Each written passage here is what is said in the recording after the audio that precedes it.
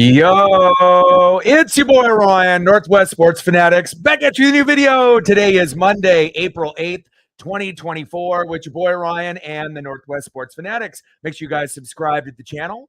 Smash that like button either now or on your way out. Donate to your boy if you can. Cash App $, ORION NWSF, or the YouTube Super Chat right here. We got some MLB action this Monday afternoon. The Seattle Mariners versus the Toronto Blue Jays. First pitch is going to be here in about 7 or 8 minutes. Let's cue the music, take a look at the thumb, and we'll go over the starting lineups.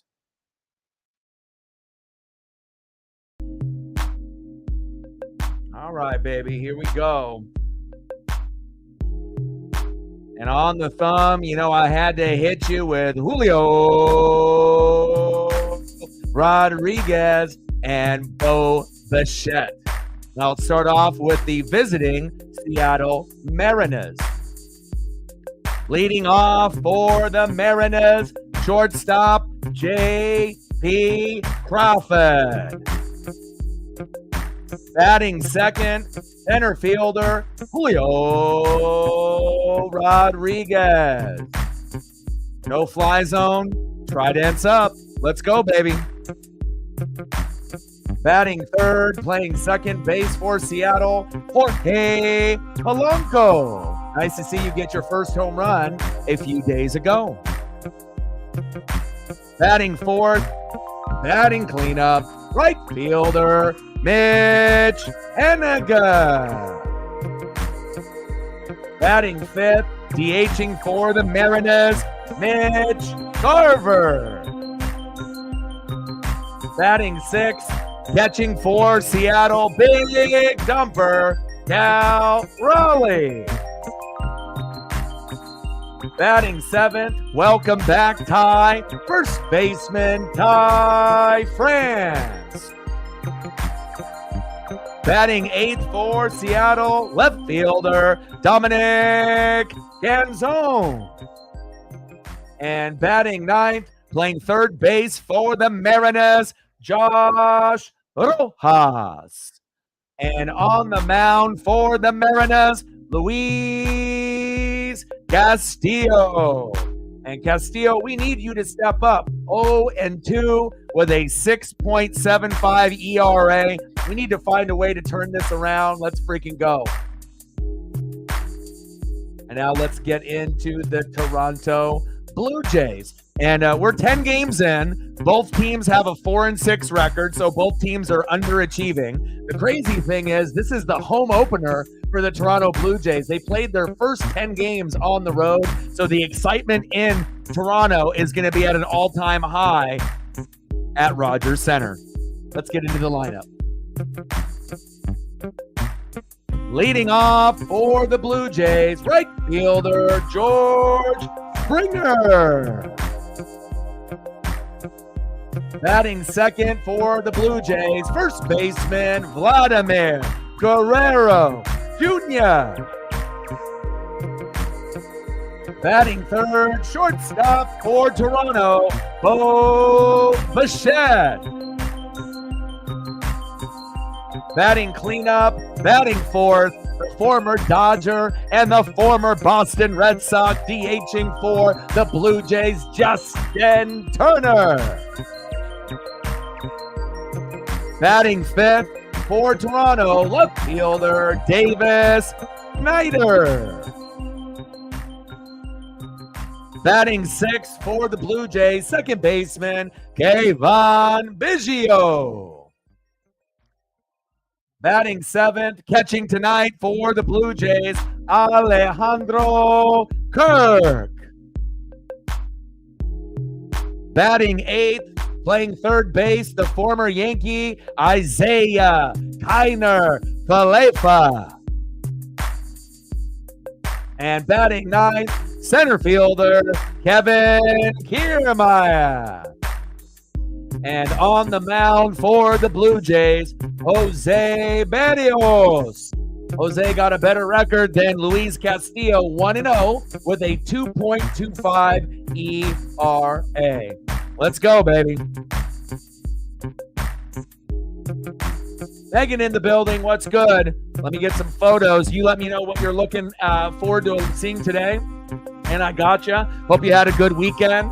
Looks like you got a little sinus infection, but I hope things get a little bit better. And obviously, a lot of love for the Maple Leafs and the Kraken. Same thing with the Blue Jays, as well as the Mariners. And Lauren, he lives up there, in Canada, and kind of the same thing. He lives up there, roots for the Blue Jays, but also roots for the Mariners. So I think a lot of people will be a little conflicted, depending on if you have ties either with the hockey teams in the NHL, with the Maple Leafs and the Kraken, or if you do have ties with the Blue Jays and the Mariners. But I think it's going to be a good matchup here tonight, and hopefully it ends up living up to the billing. Let's go. Matt in the building, what's good?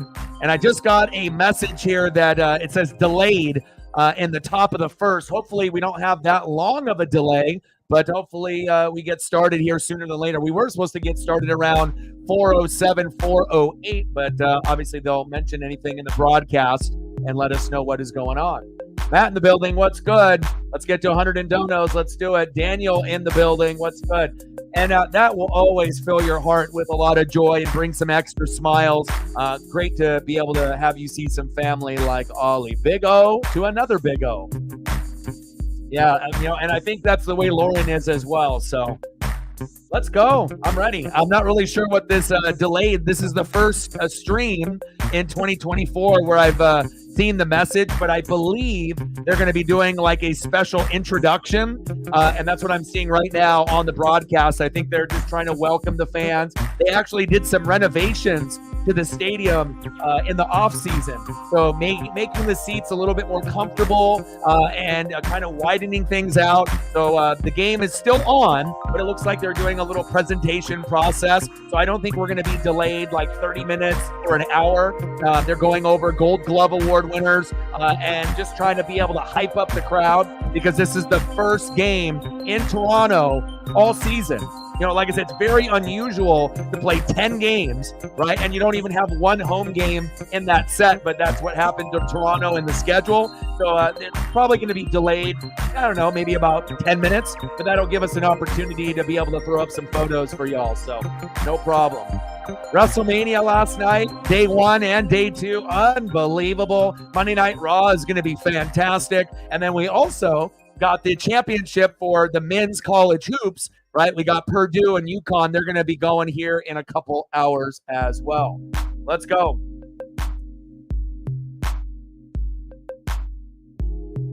Anything that you want to start off with, Megan? You want Kraken? You want Seahawks? Do you want Ichiro? Do you want to go through, some of the things that have, caught your heart as of late with, some Call of Duty and Stefan? You let me know where you want to go. Because, when we say, we can do the regulars, I have many, many files specifically just for you, and all the things that you love. So let me know what you're wanting, and I can get that taken care of for you. Shout out to all the people watching on Twitter/X, as well as YouTube as well. We did set a record last night with 820 people that were in the room last night for WrestleMania night number 2. Pretty cool. And like I said, we're going to hit bigger numbers, as we move forward. And anytime we can get, above 50, it's awesome. When you can get above 100, it's exciting. But once you start hitting 200, 300, 400, 500, and then you get almost close to 1,000, that was a crazy experience. And hopefully, sooner than later, we can have something like that happen again. Yeah, we can do that. Let's start off with some Star Wars for you. We can do that. And like I said, they're doing a little presentation right now. So let me first turn up the volume on the actual broadcast. So we got that. And they're just going over Rogers Center and all of the new additions that they've had in the building. Looks very fancy. And I know the Blue Jay fans are very, very excited.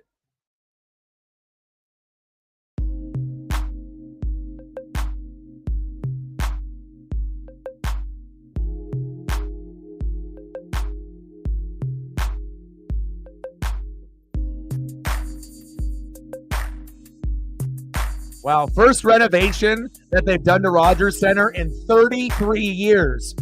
Wow, that's crazy. See if I can sprinkle in some 4K and some HD for you. Or maybe try to find some that I haven't been able to use. But you let me know what you're thinking, and I will cater to you. And then we'll sprinkle a few photos in. And again, they're just doing an introductory celebration of Rogers Center being opened up after the renovation, and this is the first home game. So we'll throw up some photos for some of the goats, and then we'll get into first pitch probably here within 5 to 10 minutes.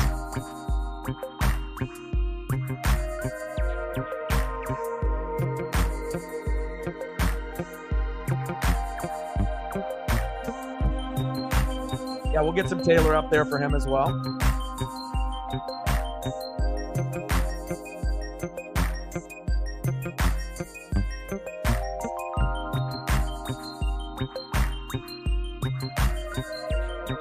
It's only fitting that they got to go over a celebration. Now they're honoring a lot of the construction workers that, worked on the renovation. I mean, there was a lot of work done. It just wasn't like a simple, basic renovation. I mean, this is the first one they've done in 33 years, so they definitely put a lot of love and a lot of money and a lot of effort into it, and, it looks amazing. Can't wait for us to get to first pitch.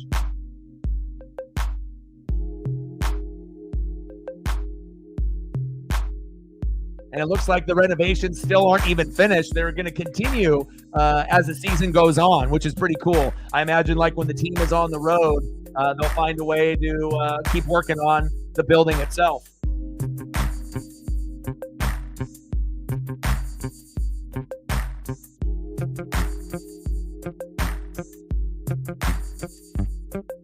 Now they're going over the starting lineups.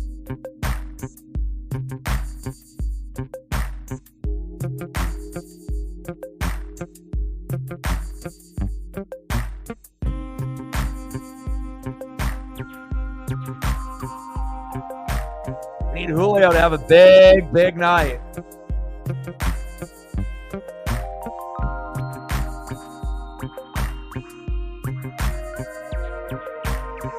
Let's go, Haniga.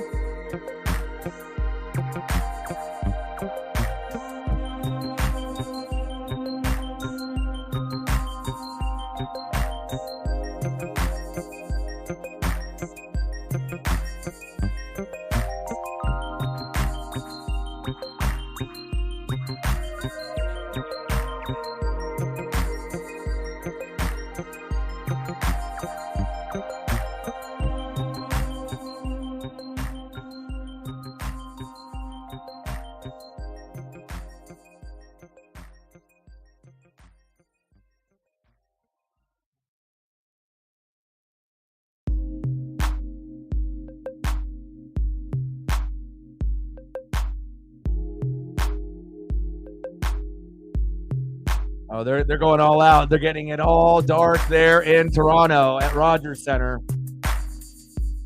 This is cool.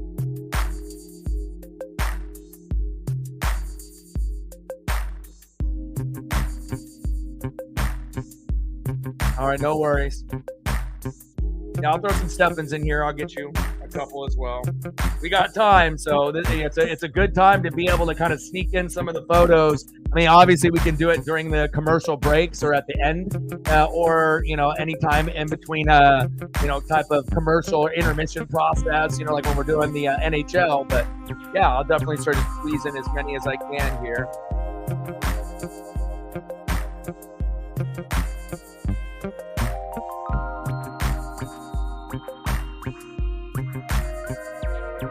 Hope everyone is having a fantastic Monday. Definitely anticipating the Natty, the national championship for the men's college hoops, but definitely want to see what's going on with Monday Night Raw. Monday Night Raw after a big WrestleMania typically is must-see TV, so can't wait to see what they decide to do later tonight.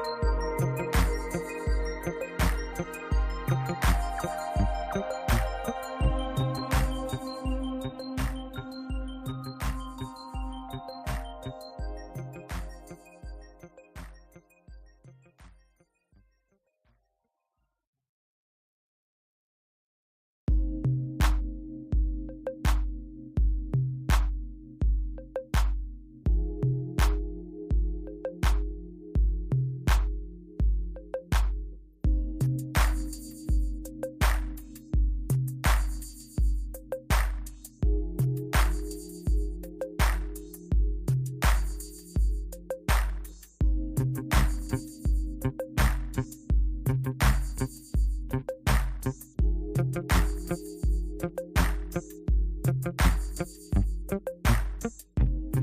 still going over a very extended introduction process. The game was supposed to start 7 minutes ago, but again, first renovations in 33 years. They're really trying to, give their thank yous to everybody. They're in Toronto tonight, and it's the first home game. I think it's the first team that has gone, this long, 10 games before actually having their first home game, which would essentially mean they had 2 or 3 series on the road. Because usually you're going to have 3 to 4 games, sometimes 5 in a series, but usually 4 and sometimes 3, depending on where in the country they're going. But it hasn't really been pretty for the Mariners or the Blue Jays so far. We're both 4-6. We're both underachieving. So this game is really going to mean a lot, to see what's going to happen moving forward. And we have a 3-game set with Toronto today at 4 Pacific, tomorrow at 4 Pacific, and then the rubber game on Wednesday will be at noon, which will be a little bit earlier. And I believe that will be the 3-game set until we play them later on in Seattle later on in the year, and that won't be until July 5th, July 6th, and July 7th.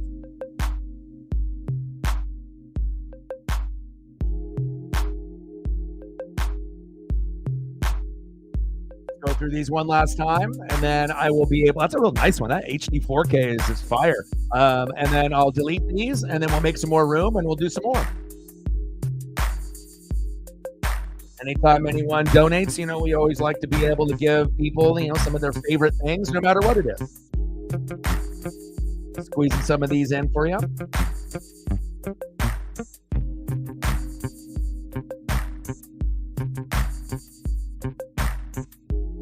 Shout out to Walter last night coming through. First dono to the channel, and it was a big one, a big $100 dono. So always nice when you can get people that are new to the channel or just new to the live stream experience, and maybe they've subbed or watched some of my reaction videos on the NFL or college football side in the past. But it's always nice when we can get people to kind of maybe go out of their comfort zone instead of just watching reaction videos and then going into live streams, and I feel that we do a really good job here, regardless if it's going to be the MLB, the NBA, the NHL, the NFL, college football, or something like NASCAR, UFC, or boxing. Let's go.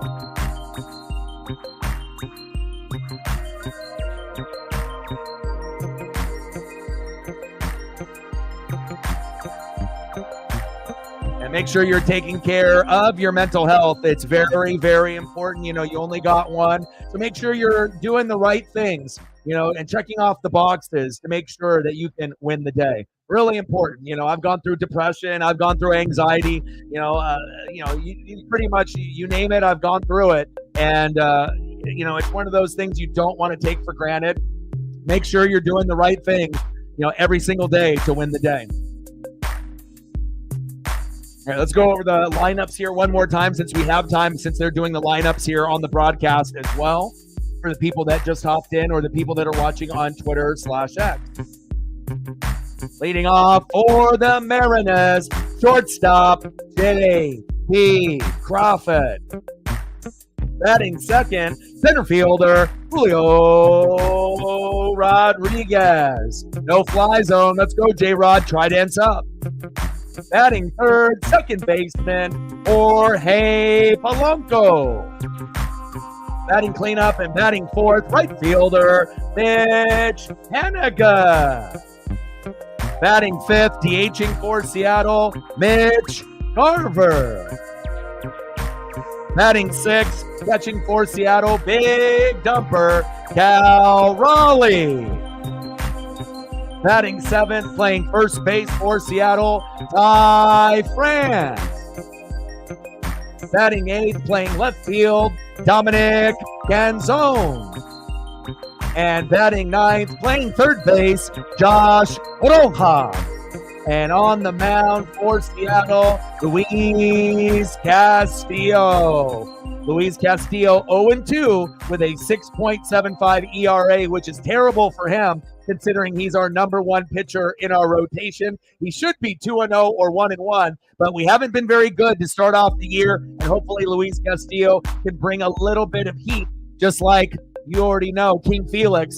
A shout out to King. Seen a lot of stuff on socials on him with the perfect game in the past. Let's go. Channel in your King Felix. And let's go with the home Toronto Blue Jays. Leading off for the Blue Jays, right fielder George Springer.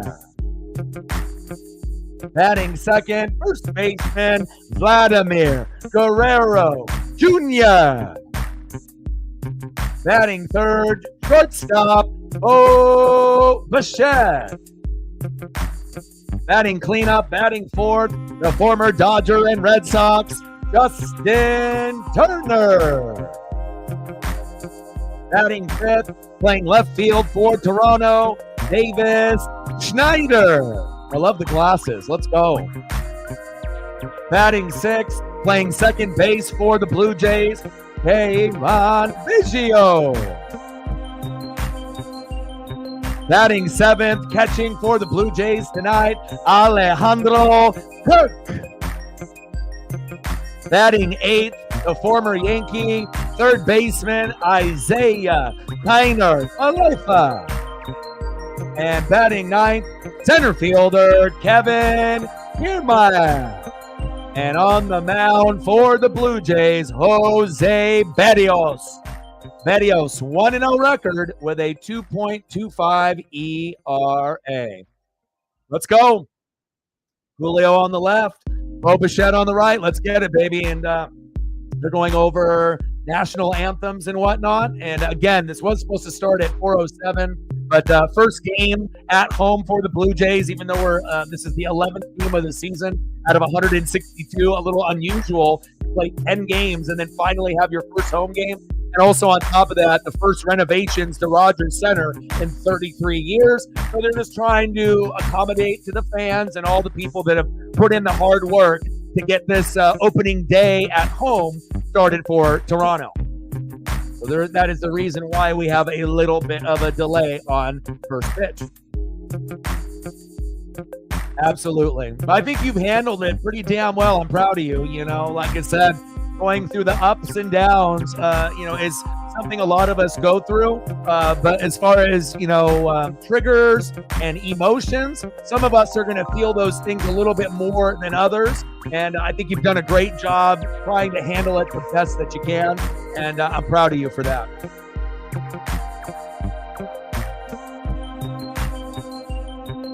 So, obviously, going through all the positions. So you got your starting nine. So obviously you got the pitcher and then you got the catcher, the guy that's actually catching the pitches from the pitcher, right? Then you got third base, second base, first base, and then the shortstop is going to be right next to the second baseman. So that person is going to be looking at getting ground balls and then throwing it to first, to be able to get the out. So, really, if there's a similarity, the only really similarity in positions is going to be second base and shortstop because they're going to be kind of right next to each other, and they're both going to be defending ground balls and trying to throw guys out at first base, if that makes sense. And then obviously the catcher, has to call the pitches, from the pitcher. He's got to catch the pitches, and then it's also his responsibility to try to throw guys out when they try to steal bags, if that makes sense. So you learn something new every day. And there is no dumb question. Like I said, if you're out in Australia, you're more familiar with cricket and rugby. And I guarantee, if you ask people here in America, what the rules are and some of the, little nuances, with the sport, not a lot of people here in America are going to know all the rules with cricket and rugby and all of the other things that you're watching over there. So no dumb questions. Don't feel that is a dumb question at all. Because like I said, it's not something that you're necessarily going out of your way and watching every single day besides coming here with us. I got you. No worries. Laws, see? Right there. Not rules, laws. Right there. And if anyone's got a Twitter/X, if you can do your boy a solid and like and retweet the live stream, I would greatly appreciate that. That'll help us get more people here. Megan and Matt have already done that, so I appreciate that very, very much. Appreciate you guys. An awesome turnout yesterday and the day before for WrestleMania 1, day 1, night 1, and last night, which was very memorable WrestleMania night number 2 there in Philly. And, the juices are flowing. I'm ready. Now they're just going through the Canadian national anthem after the, obviously, American version. And we should be getting going here after this, Oh Canada, in just a moment.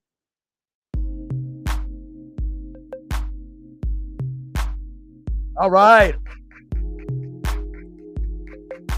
Let's go. Fans are excited there in Toronto. Seattle fans are itching to try to be able to get on some type of win streak. It's been rough. Pitching has been bad. Defense has been bad. Bullpen has been bad. Hitting has been bad. The lack of home runs has been bad. We've even had Josh Rojas pitch late in games, our third baseman twice in the first 10 games. That's bad. So hopefully we can find a way to get a little bit of rhythm here tonight.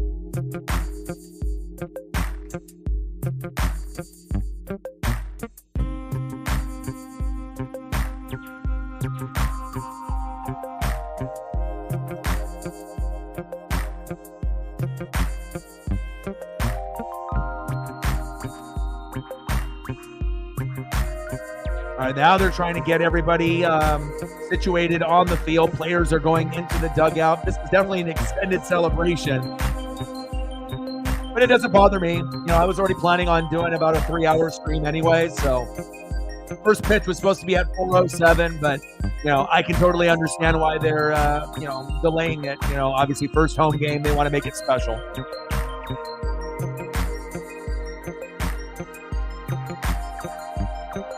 Lauren with the like as well. Appreciate you, Lauren. Appreciate it. Let's go. And also with the share. He said, I hope both teams have fun. Tridents up and hashtag to the core. Thank you, Lauren. Appreciate you. Let's go over the power rankings while we're waiting right now. MLB just dropped those about 3 hours ago. And if you got a chance to see the solar eclipse out here in the Pacific Northwest in Oregon, we didn't really have the full totality like we did in 2017. So there really wasn't anything really to see here in Oregon. It was pretty cloudy. But for some of y'all that were like in the Midwest and obviously in the East Coast, they got it there. But as far as the team power rankings, at number 10, the Cleveland Guardians. At number 9, the Chicago Cubs. Number 8, the Houston Astros. Number 7, the Detroit Tigers. Number 6, the Philadelphia Phillies. Number 5, one of the hottest teams in baseball. Don't be surprised if they make a World Series or the ALDS or ALCS this year, the Baltimore Orioles. Number 4, world champs, Texas Rangers. Wouldn't surprise me if they make it back to the World Series or the ALCS again. Number 3, the New York Yankees. Another team, addition with Juan Soto, is paying dividends. At number 2, the Atlanta Braves. And at number 1, Shohei Ohtani and company with Mookie Betts and Freddie Freeman, the Los Angeles Dodgers. Let's go. Luis Rivera with the first pitch.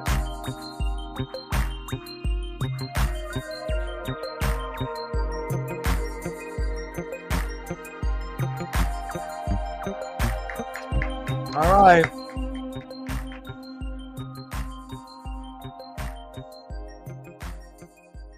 Sign that for him, Vlad Jr.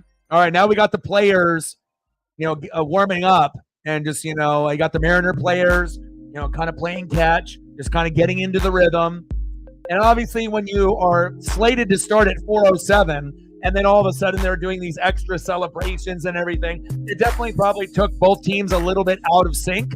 But, I think that hopefully we can end up getting some hits and runs. The magic number for the Mariners, and it's been like this since Julio, Cal, and George Kirby's rookie year, when we actually made the playoffs for the very first time in 20 years, when Cal hit that home run and, we actually broke the streak, right?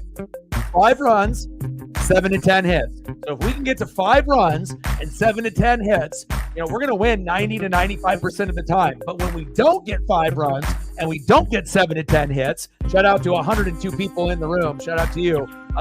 That's when we end up losing 90 to 95% of the game. So I'm really hoping where we end up getting some nice quality hits. We can move some guys over, and hopefully the pitching isn't atrocious, which has kind of been Seattle's MO here in the first 10 games. We haven't had good pitching. The bullpen hasn't been good. We haven't been hitting. We haven't been hitting with power or even single hitting. Every single category has been really rough. Defense has been piss poor. So hopefully with this particular lineup, we can find a way. Crawford, Julio, Polanco, Haniger, Garver, Raleigh, Franz, Canzone, and Rojas, and Castillo on the mound. And then for the Blue Jays, Springer, Guerrero, Bichette, Turner, Schneider, Biggio, Kirk, Falefa, Kiner Falefa, Kiamaya, and Berrios on the mound. Let's go. Matt in the building, what's good?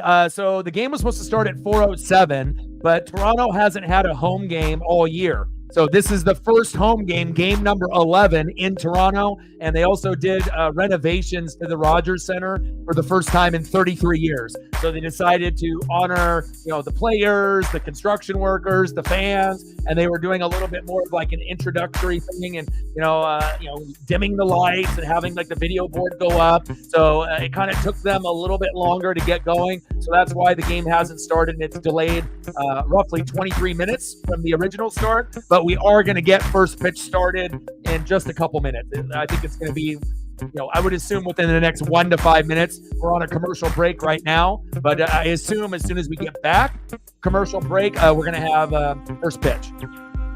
Lauren in the building, what's good? Odin in the building, what's good? Man, let me know what's going on Raw. I know The Rock is there, and there's going to be some definitely surprises. Sometimes the Raw after WrestleMania, there's big things that happen. Really big, memorable things, right? People cashing in on the Money in the Bank, people making debuts after being gone, right? Or a title change or a belt change. The Triple H era for WrestleMania, overall, day one, night one was a little bit of a disappointment. I think a lot of us were anticipating, at least a 9 or higher. And for a lot of people, it kind of fell flat, especially in the main event with the 2-on-2, right? With Cody and Seth, and obviously, going against Roman and The Rock. But night number 2 definitely lived up to the billing. And if you're actually looking at night number 2, that was one of the best, overall, days of wrestling that I have ever seen.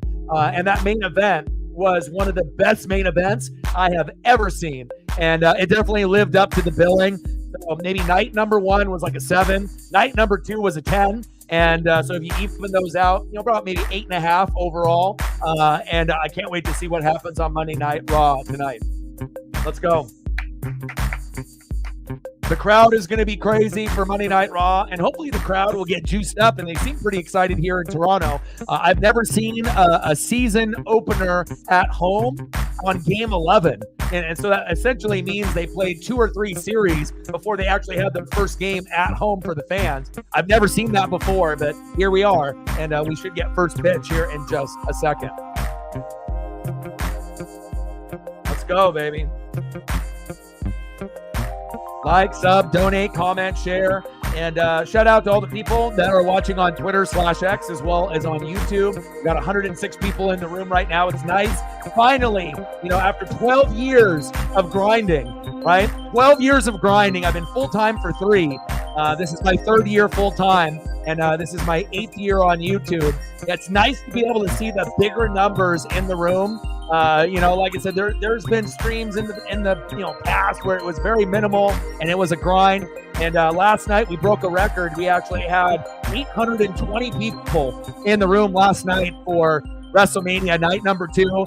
I don't know, how many streams we're going to have that are like that. It might take wrestling streams or some kind of like big event like a Super Bowl or a World Series or a Stanley Cup, to be able to duplicate those type of numbers. But we broke the record last night. That was the most that we've had in the room in quite some time, 820. But even though we're only at 108, hey, I'll take that. Shout out to everyone watching on Twitter/X as well as YouTube. Let's go.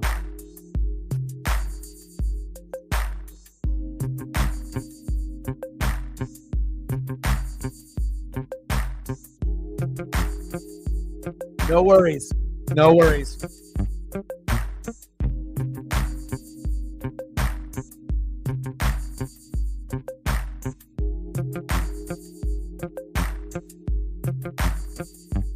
And then if you're a college hoops fan, obviously the championship for the women's was yesterday. South Carolina won 87-75, both number one seeds. South Carolina beating Caitlin Clark, but obviously the women's in college hoops, there was more recognizable names there than the men's. So shout out to women's hoops for actually, bringing a little bit of pub and notoriety to the sport. And then for the men's, we got number one Purdue versus number one UConn, 34-4 with Purdue, and then 36-3 for UConn. UConn's favored by 6.5, and that's going to be on in roughly 2 hours from now, about an hour and 50 minutes, and that'll be for the men's basketball championship. Let's go, baby. About a 30-minute delay, but we're finally getting going. The 4-6 Seattle Mariners versus the 4-6 Toronto Blue Jays. Let's go.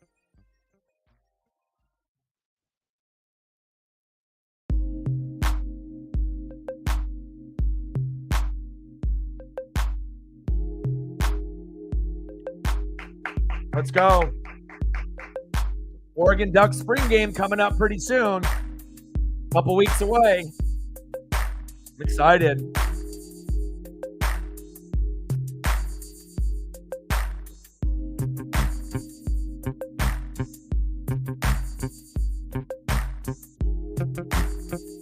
Ooh, new side plates for Damian Priest. Ooh, those are dope. And I don't know if we're going to get the Winged Eagle title. Obviously it's up to Triple H if they decide to move on from the Big W belt. I think the Big W belt's kind of ugly. Personally, I think there's so many other belts that are better, and I get it, but like I said, even like Seth's belt, I felt with the smaller W, it looks better than the one with just a big ass W in the front. Like it might have worked, in years past, but that's kind of like the Vince era.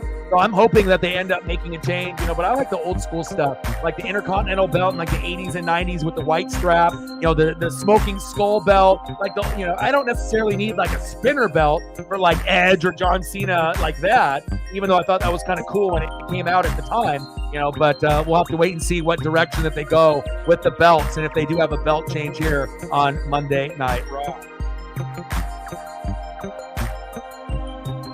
Let's get everything situated here, and hopefully we can finally get to first pitch.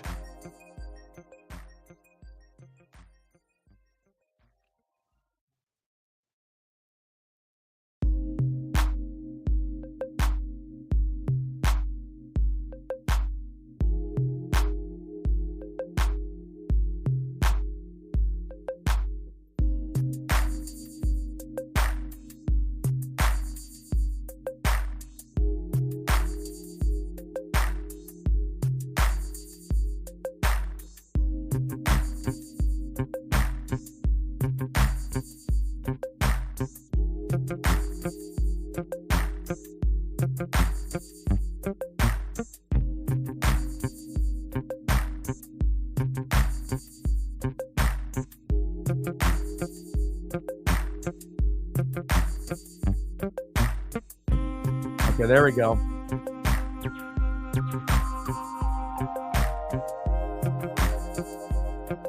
Let's go, baby. Finally, we're going to get started. Let's go. Like, sub, donate, comment, share. Blue Jays, Mariners, let's go. And again, on the mound for the Blue Jays, Jose Berrios. 1-0 record with a 2.25 ERA.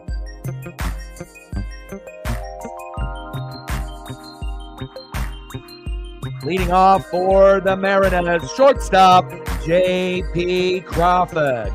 Batting second this inning, center fielder Julio Rodriguez. And batting third, second baseman Jorge Polanco. Let's go.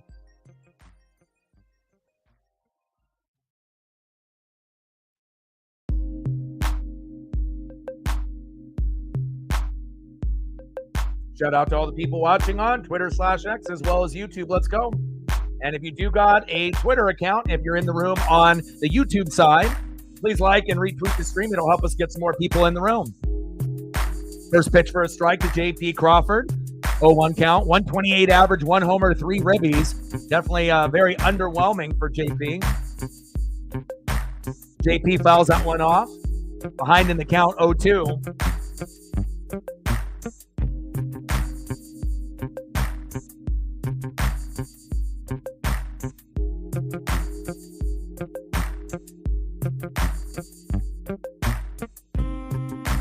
Come on, baby. 0-2 pitch. Bettios says, sit down, JP. JP, a little shrug of frustration. Bettios with his first K. All right, Bettios, I see you. We're not haters here, so we'll make sure we give plenty of love to both teams like I always do. No bias, no bullshit. We just call it how we see it. Never going to be a one-sided stream ever. All right, come on, Julio. We need you. Are you going to end up hitting your first home run of the season? It'd be great if you could do it here. Takes a first pitch strike, 205 average, 0 homers, 3 ribbies. Definitely underwhelming. If you want to be known as one of the top 10 players, you have to be better. 0-1 pitch. Lined out to center field, 2 away. Not the ideal start here for the Mariners. Kiermaier with a nice catch. Next up for the Mariners, second baseman, Jorge Polanco. Polanco ended up hitting his first home run a couple days ago, which was nice to see, but batting averages for the Mariners is disgusting. It's so bad. So many players are so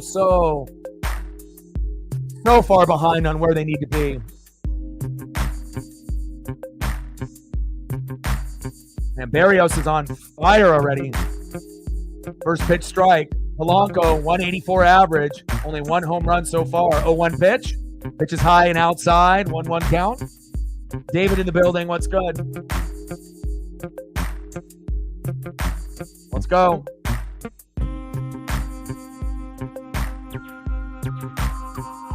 Pitch is outside. 2-1 count.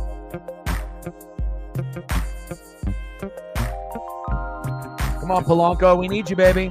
And make sure you guys are taking care of your mental health. It's very, very important. Make sure you're checking off the boxes every day to win the day. Polanco fouls it off. 2-2 count.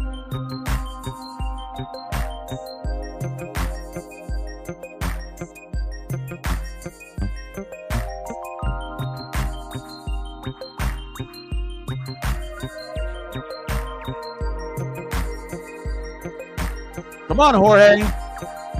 184 average is unacceptable. Polanco rips it foul. 2-2 count.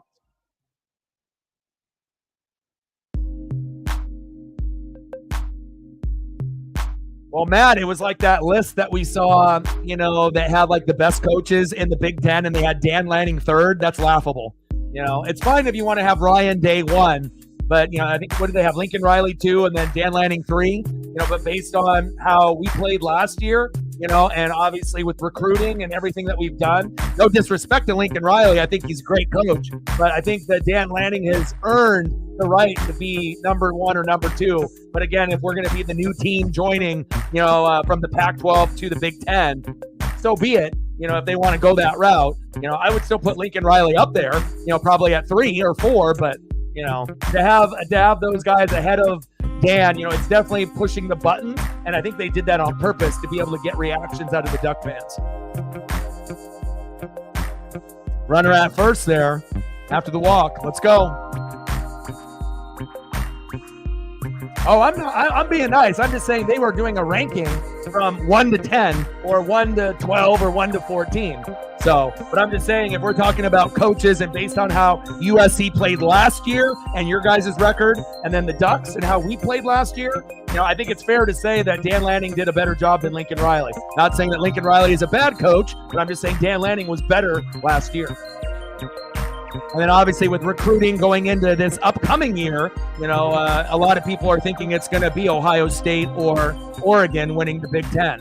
So we'll have to wait and see if that ends up being true.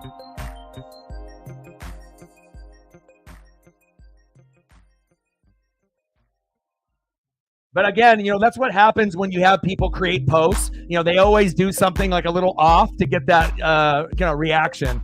Haniger popped up to right field, and he's out.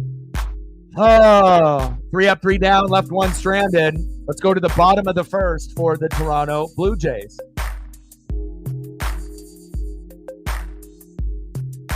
But it's like they do that all the time. It's like when they do like a top 5 quarterbacks, and then like Joe Burrow or like Jalen Hurts is like left off on purpose. And then you're like, whoa, what's going on here? And then, you already know that they're stirring the pot just to try to get people to engage and be like, hey. And, hook, line, and sinker, they got you, Matt. Obviously, they baited you and they got you. And that was the whole point. Because if they put it in order, they may or may not get the reactions, that they're looking for. But if they put someone out of order, which they typically do on social media posts, or if they leave someone out, that's when people get their feathers ruffled and they're like, whoa. And then they have to go through what they think, the top 5 or 10 or whatever the list is. All right, let's go into the Blue Jays lineup here as they're going to come up. And hopefully Luis Castillo doesn't do terrible like he has in his first 2 starts. Hurts me to say how bad he's been. 0-2 record with a 6.75 ERA. Now, if that was Brian Wu, like the 5 seed, or Emerson Hancock, fine. But if this is supposed to be our number 1 pitcher and he's 0-2 and he's got a 6.75 ERA, that is fucking terrible. So hopefully we can turn it around. Leading off for the Blue Jays, right fielder, George Springer. Batting second, first baseman, Vladimir Guerrero Jr. And batting third, shortstop, Bo Bichette.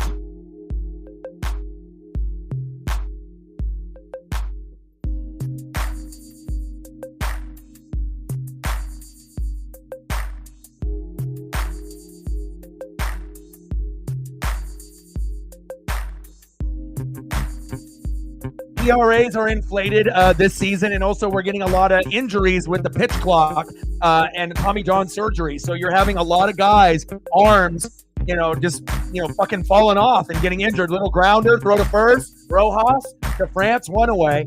But I don't think I've seen so many players with Tommy John or serious injuries or semi-serious injuries within the first 10 games.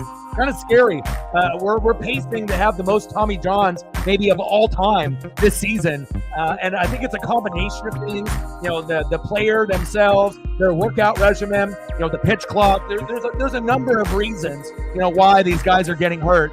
And plus, if you're throwing, 90, 95, 100, 102, it's almost inevitable that you're going to have an injury at some point or another, unless you're like an alien or a freak of nature like Nolan Ryan, who never had a Tommy John, over 5,000 strikeouts, and pitched in 4 different decades, in the 60s, 70s, 80s, and 90s. But, I mean, they're not built like Nolan Ryan anymore, so.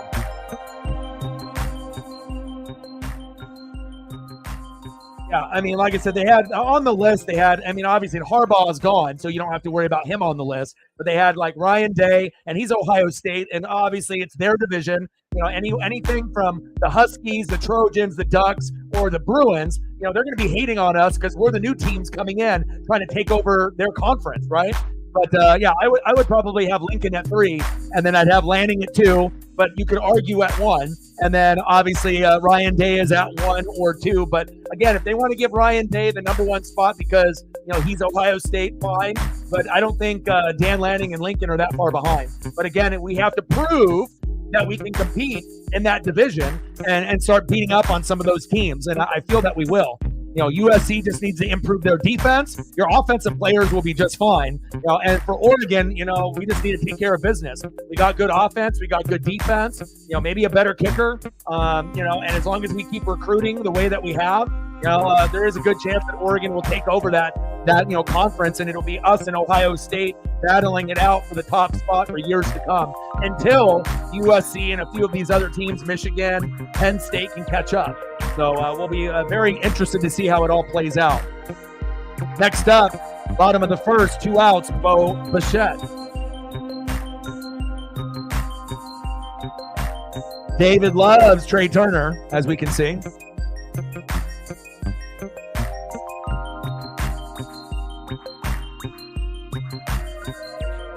0-1 pitch from Castillo.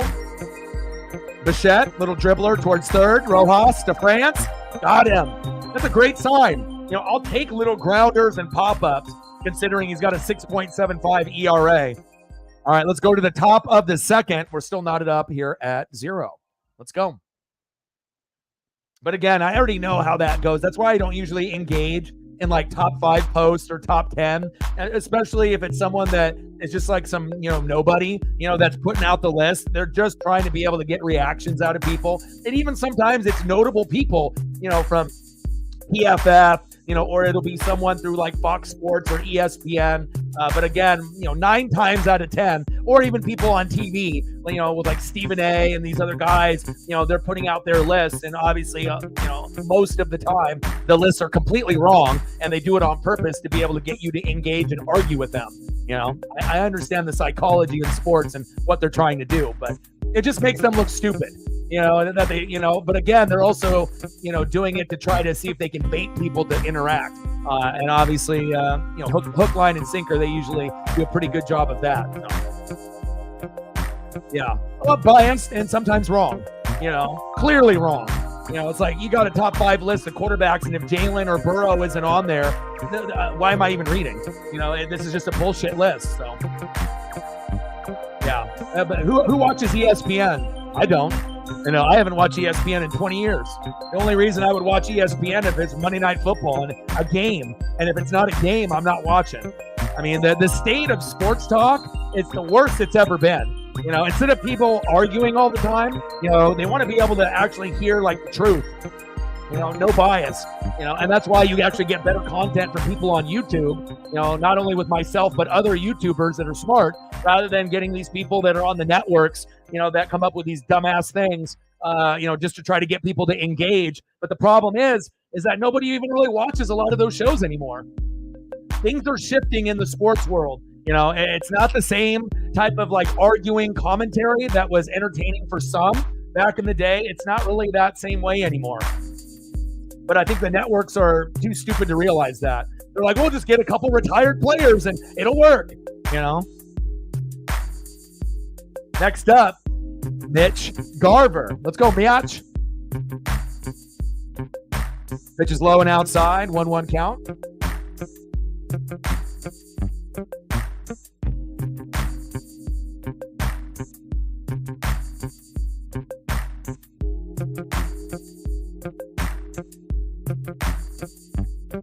Little dribbler towards third, a common theme so far in this game. I think I've seen like 4 or 5 people ground out to third base. Third basemen are going to get their money's worth here tonight. 1 away.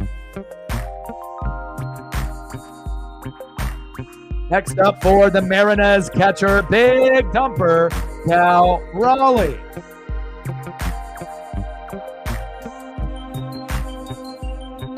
Let's go, Miaches. We need both Miaches to do good today.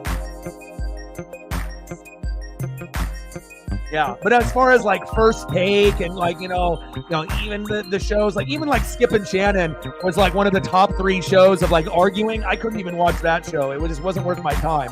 Like Skip is an idiot, and he's incredibly biased based on his own opinions and the producers. Shannon was the real one that was honest and that would call it how he sees it, and they would just argue and whatnot, but it just wasn't for me. I can't watch Stephen A. I can't watch any of those shows. Hell, I can barely even watch Good Morning Football or Pat McAfee show anymore. Even those shows have changed. It's not the same without Kay and Nate, on Good Morning Football. Is it still okay? I mean, do I watch it during the regular season in the NFL? Yes, but I don't watch it after that. Once the regular season and the postseason ends, I don't watch it anymore. And then with Pat McAfee, it seems like there's a lot of skits, and then since they got picked up by ESPN, it doesn't really feel like the same type of show that I fell in love with when they first came out. Pitch is high and outside, 2-2 count. But yeah, Angry Runs is cool. Kyle is probably the last best thing that's left on that show.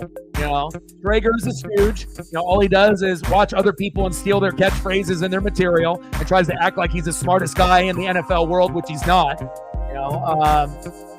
And Jamie Erdahl is pretty good, but she's not Kay. But Kay was kind of rude to like Selva, and she was incredibly biased for the Bears and Saints. So that was like, And obviously, McCourty isn't Nate. Nate was the best one on that show, and that's why he got promoted to CBS. So for me, besides angry runs, it's just not really the same. It really shows you like chemistry is everything. And when you have something special, you don't really want to break it up, but also you have to understand you got to respect people. And I think that's a big reason why Kay got the boot, and that she's got the Up and Adams thing that she's got going on, on the other network and whatnot, just because like if you're going to talk down to people and you're going to think like your shit don't stink, is Kay Adams pretty? Yeah, but at some point or another, if you feel entitled and you're going to be an asshole to people, at some point you're going to get the boot, and that's what happened. But it also cost him some ratings as well. So 3-2 pitch popped up for Raleigh, out of play. Top of the second, 0-0, 1 out, 3-2 count. But if there were two shows that I would watch, it would be Good Morning Football and the Pat McAfee Show. There is nothing else that I would turn the dial on and watch. Those are like literally the only two. I do enough reading and film study on my own, so I don't really like watch other YouTubers or other streamers. But I do a lot of reading and film study. Got him. Second K for Bedios. All right, Jose, calm down. Jose getting his K's on. Calm down, Jose. Can't have you go crazy, Bedios. Next up for the Mariners, first baseman, Ty Fran.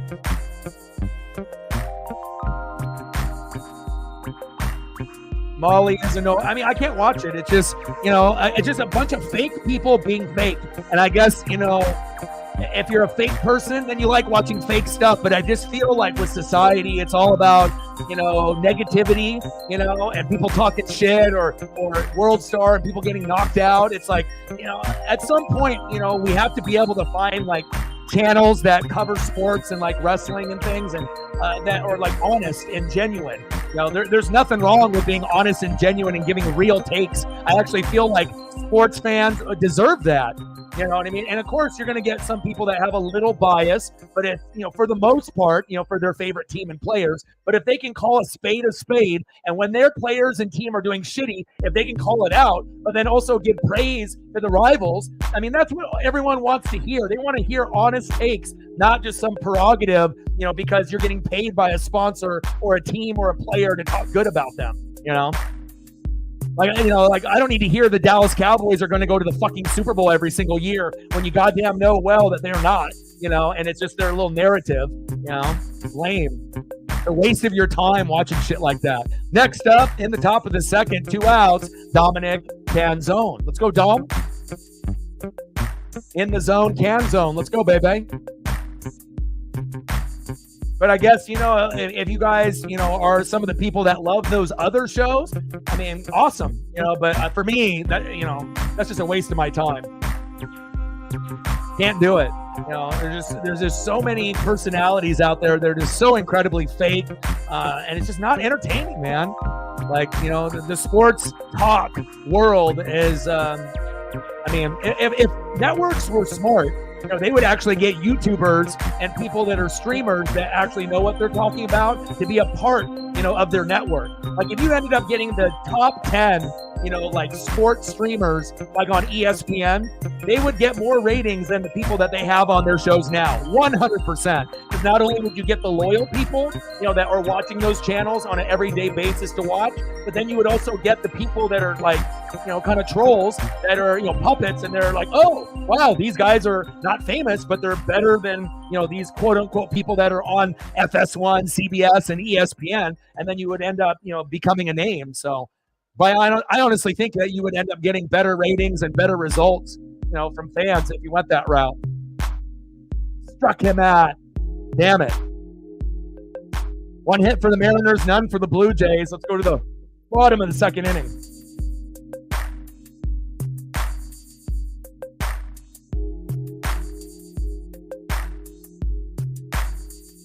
I like NFL Red Zone. I like that. That broadcast is nice, and stuff. But as far as just like sports talk, it's the good shows are far and few between.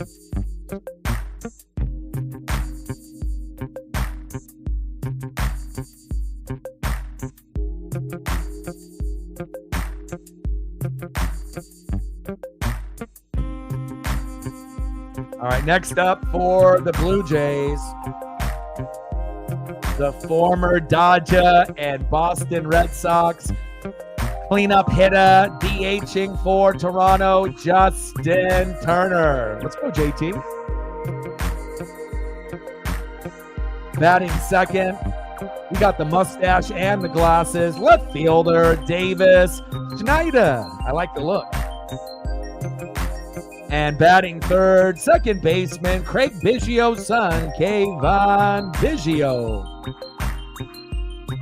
Just like with Bo Bichette, Dante Bichette's son, and Vlad's son. Pretty crazy. You got 3 players that had dads that played in major leagues, and they're all on the same team.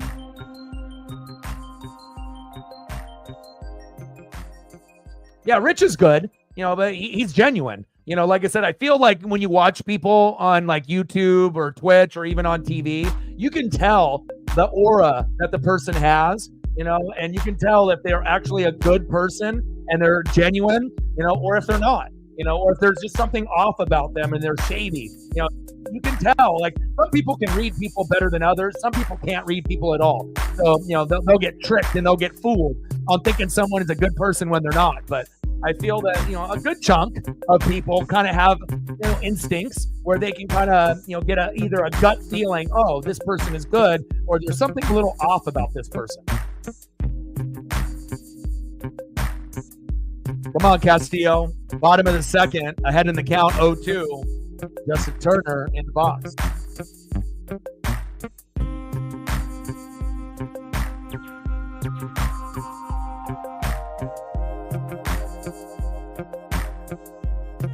Check, swing, and foul. 0-2 count.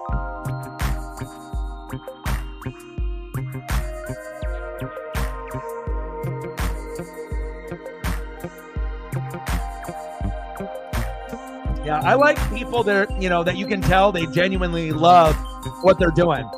Like Gus Johnson. He's my favorite announcer, by a billion, because he gives you that passion and that energy. And you can tell that when he is getting excited, he's not trying to show off. Back. Off the wall. I was going to say, was that a homer?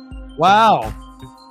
Double there for JT, Justin Turner. But I feel like sometimes when you see people, like, they're too over the top.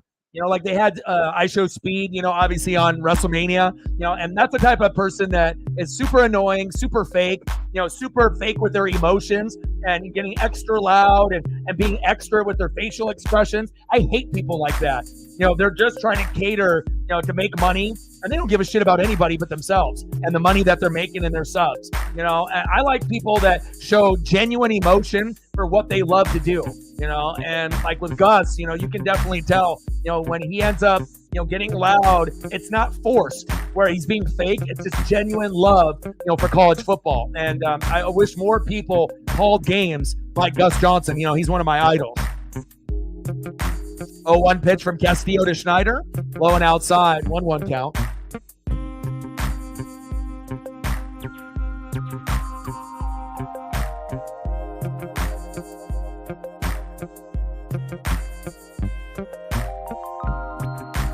And everyone's going to have their favorites, and plus, for me on baseball, I like a lot of the grandpas, like rest in peace to Vin Scully and Dave Niehaus, and, you're going through all the old school names. It's like, Keith Jackson when he ended up doing Pac-8 and Pac-10 games. Like, I just like the old school grandpa voices, but they have to have a certain type of grandpa voice, and also if they're a good storyteller, and that definitely takes them up to another level as well. Schneider popped up. Chase it down, Mariners. There we go. Good defense so far for the Mariners. They're able to get some pop-outs and obviously pop-ups and ground-outs. Here we go.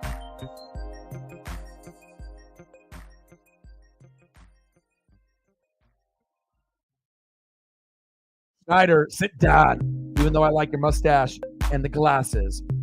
Next up for the Blue Jays, second baseman, Kayvon Biggio. Yeah, love him. Best storyteller ever. Like, you go back and you look at, all the other guys that did baseball. Vin was so good, he didn't even need a second or third person in the booth with him. He could end up telling stories and pretty much doing, like 3-person job by himself or a 2-person job by himself. Rest in peace, one of the GOATs, Vin Scully.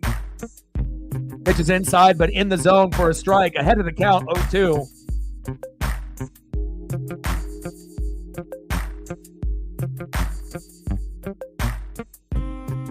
People like speed, give streamers a bad name on YouTube and different platforms. Not every streamer, that's on Twitch and YouTube is annoying and an asshole. You know what I mean? There actually is some talented people that are out there on YouTube and Twitch that don't have to be fake to be able to gain ground on likes and subs and donos and gain ground on their legacy. I don't know. I just think fake people are just the worst. Just be comfortable with who you are. Don't have to try to be someone that you're not.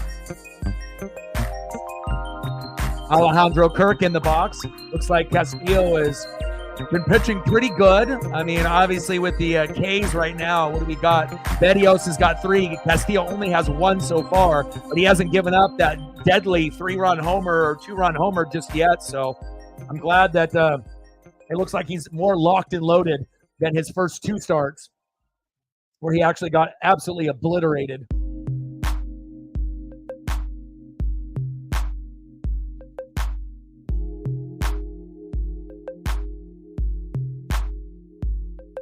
Popped up. Foul by Alejandro Kirk.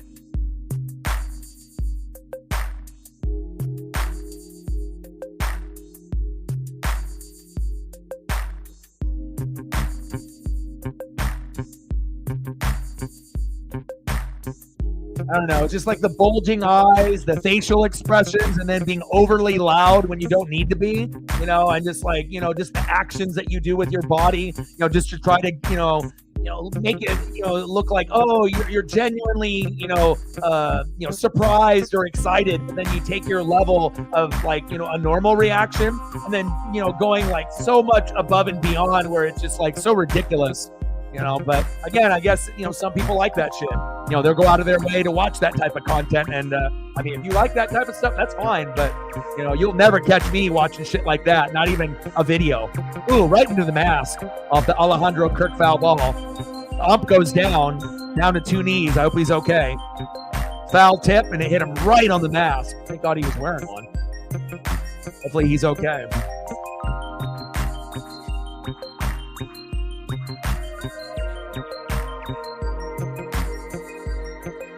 Taking a little bit of break to look at the ump, make sure that he's got his bearings.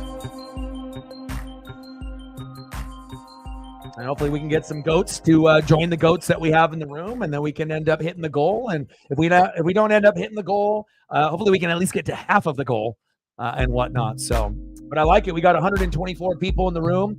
Appreciate that. Shout out to all the people watching on Twitter/X as well as YouTube. And right now we're in the bottom of the second, 1-2 count, 2 outs. Runner at second, and we're knotted up at 0. And then they got the athletic trainers out to take a look at the ump to make sure that he's okay.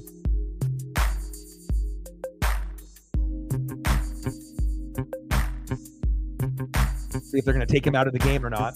If he's got a concussion or if he's all right.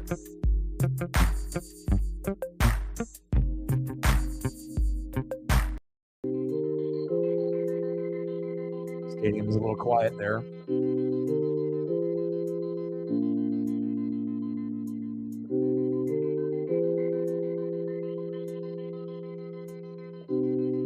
Nice round of applause.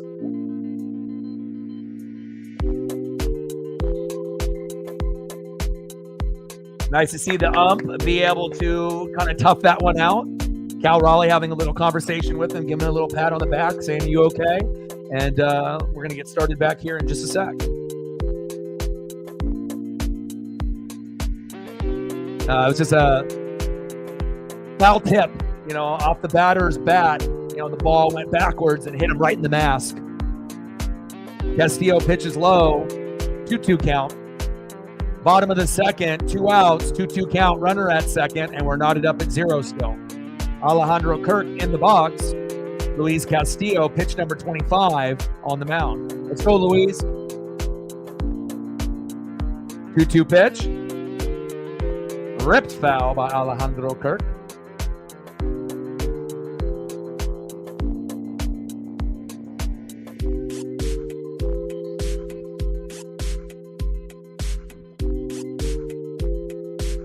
Come on, Louise. We need you, baby. Kirk ripped right past the third baseman. Turner rounding off third and home. 1-0 Blue Jays. Tough. Blue Jay fans are loving that. Nice rip by Alejandro Kirk there. RBI for him. 1-0 Toronto. Next up for the Blue Jays, the former Yankee third baseman Isaiah Kiner-Falefa.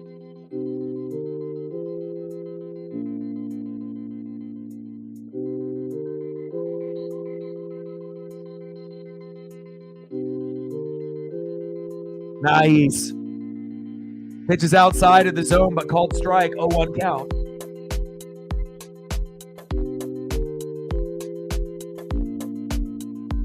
.208 average, 0 homers, 0 ribbies for Isaiah Kiner-Falefa. 0-1 pitch from Castillo. Uh-oh. Ripped to right field. Get it, Haniger. Uh-oh.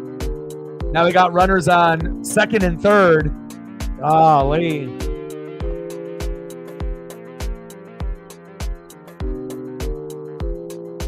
Nice hit there by Kiner-Falefa. Next up for the Blue Jays, we got to find a way to get out of this inning. Stop the bleeding. Center fielder Kevin Kiermaier. Hopefully KK doesn't get too cray-cray on us here. 1-0 Blue Jays.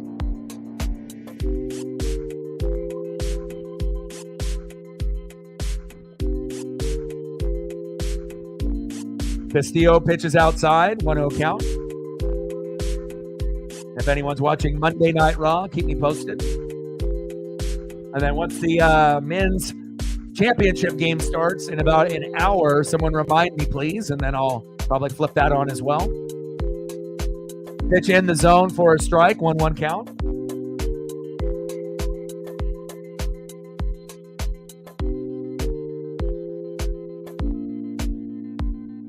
All right, Megan, no problem.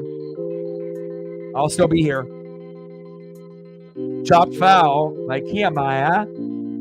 1-2 count. No worries. Let's go. Let him know.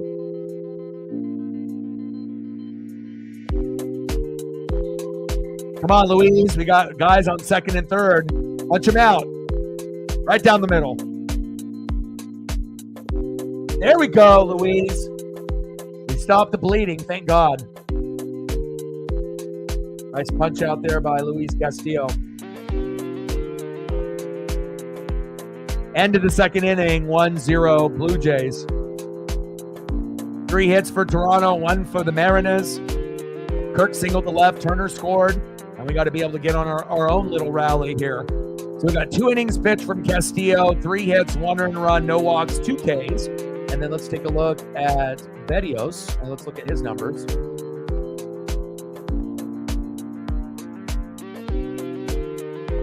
And then with Jose, 2 innings pitched, 1 hit, no earned runs, 1 walk, and 3 Ks. Let's go.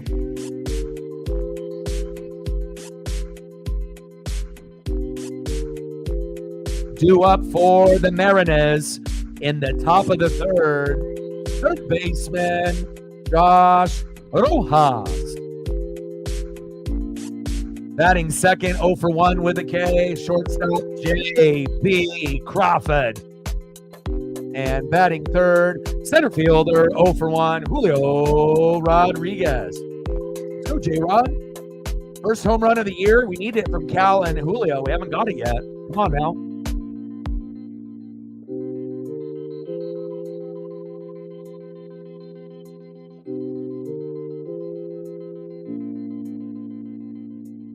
I need this vibe. That's what I need.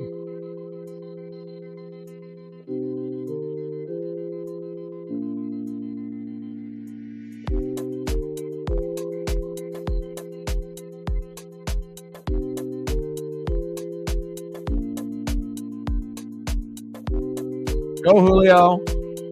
You've been struggling. Time to step up.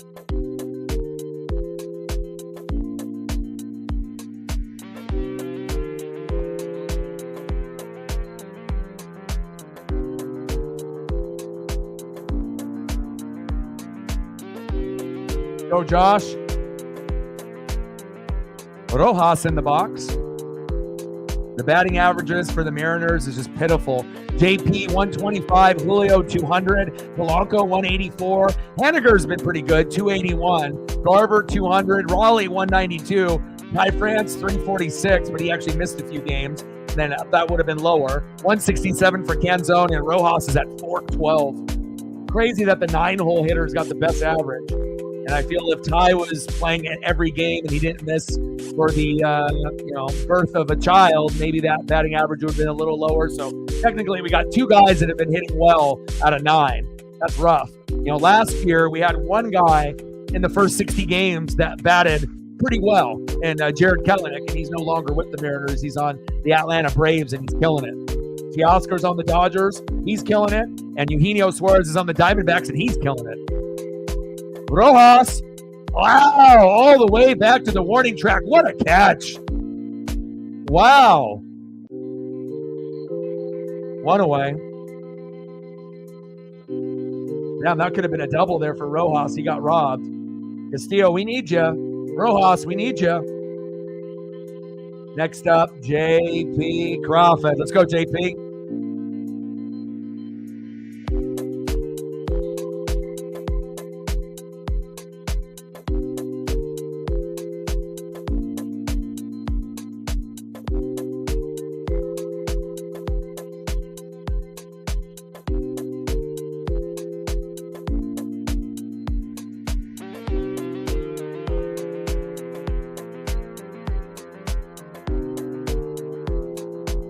One pitch. Pitch is outside. 1-1 count.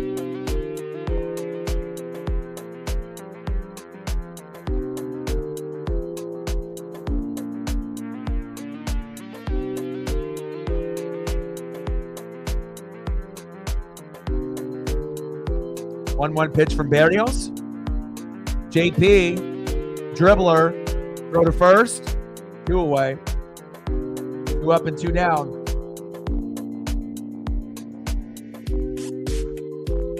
Next up, Julio Rodriguez. Let's go, J-Rod. Trident's up. Let's go. We need a homer. We need ribbies. Let's go.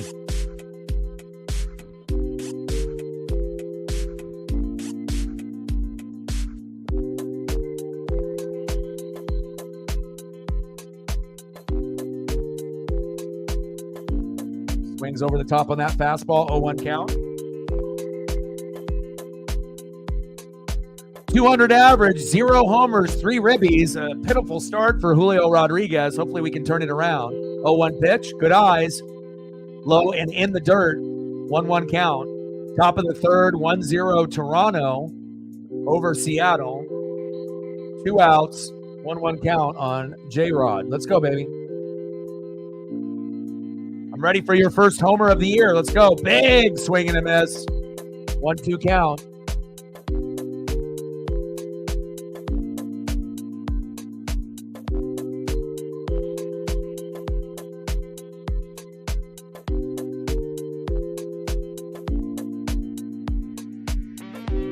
Chopper right past the pitcher to the second baseman, throw to first. 3 up and 3 down. Rough. Let's go to the bottom of the third.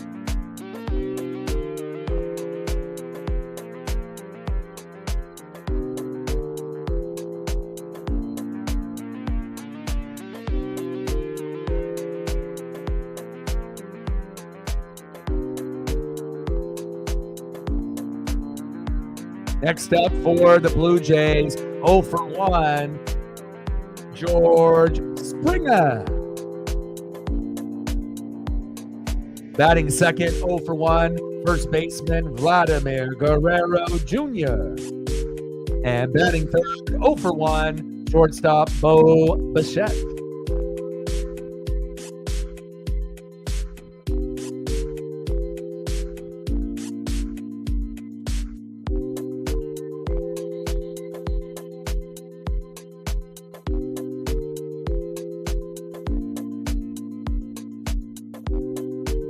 headlines, see if there's anything going on.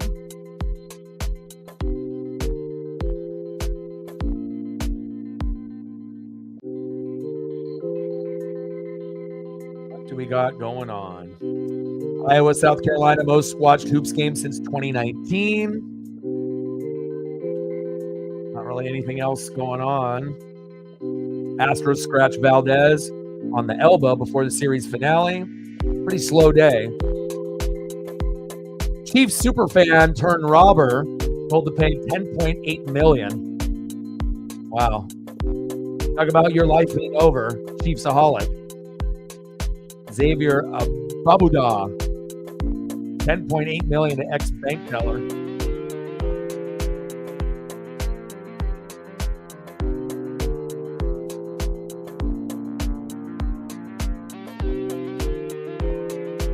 They reached a federal plea agreement in February admitting to stealing more than $800,000 in 11 robberies across 7 states.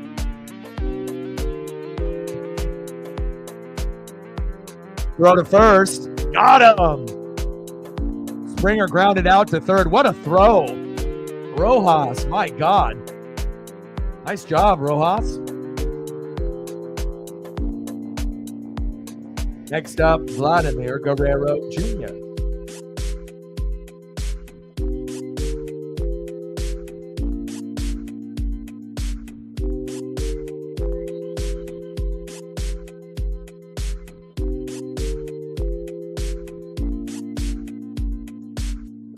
Bottom of the third, 1-0 Toronto.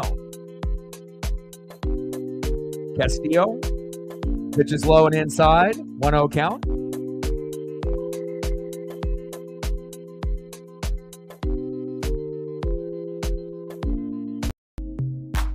Big swing and a miss by Vlad Jr., 1-1 count. Let's go, Castillo. We need you.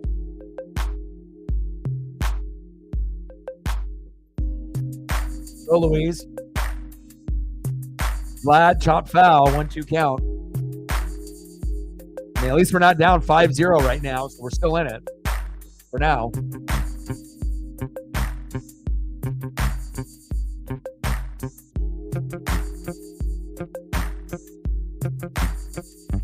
Vlad chops it foul. Now it's still 1-2.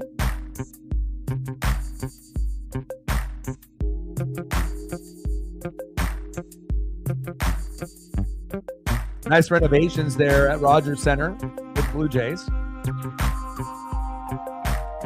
Pitches outside, 2-2 count.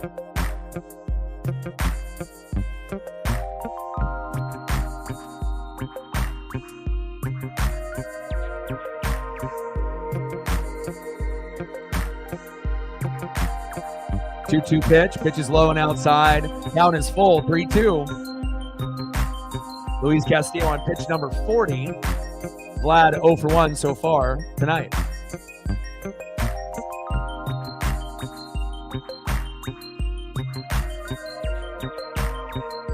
Vlad Jr. chop foul towards third base. Count still 3-2.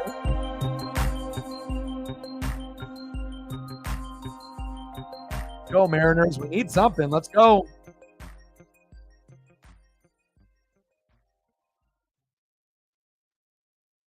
Chop towards third.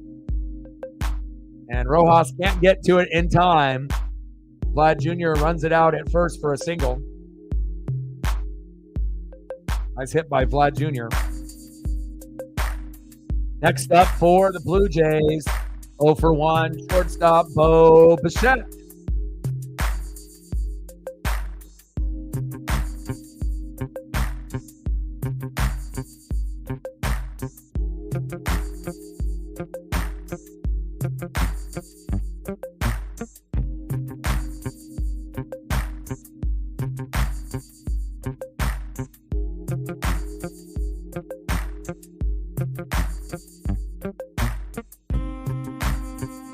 Come on, baby. Bottom of the third, 1-0 Toronto. 0-1 pitch. Uh-oh, Bo Bichette. Oh, off the wall. Fuck. Vlad Jr. gets to third. Bichette slides into second safe. Uh-oh. Uh-oh. Double to center. That was a nice hit by Bo. Bo knows. I put him on the thumb for a reason, huh? Next up, DHing for the Blue Jays, Justin Turner.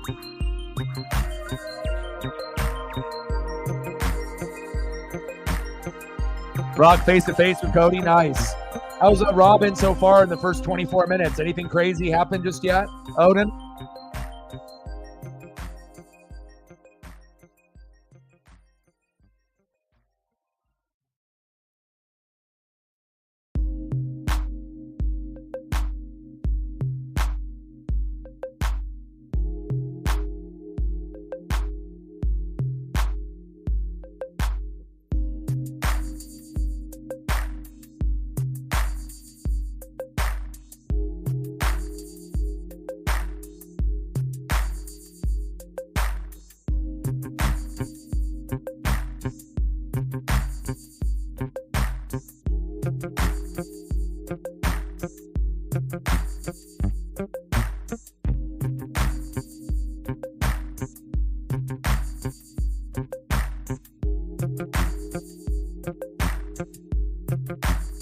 Now, big speed from Triple H.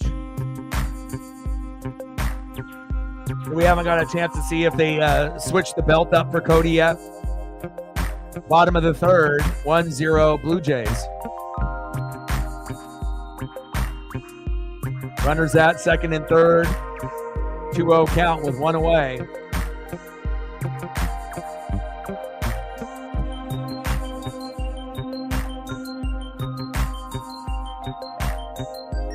Big swing and a miss for JT. 2-1 count.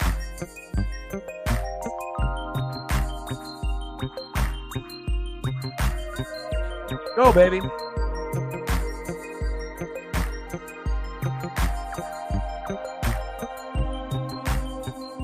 Pitch is high, out of the zone. 3-1 count.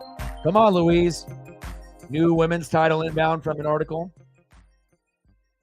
Yeah, keep me updated, since I can't watch it right now based on the room that I'm in. And since I'm on the West Coast, obviously I don't get it, until a couple hours from now. So Turner with a walk.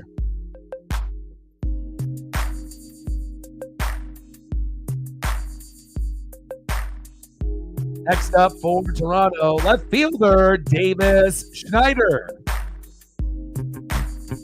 Handlebar mustache with the glasses.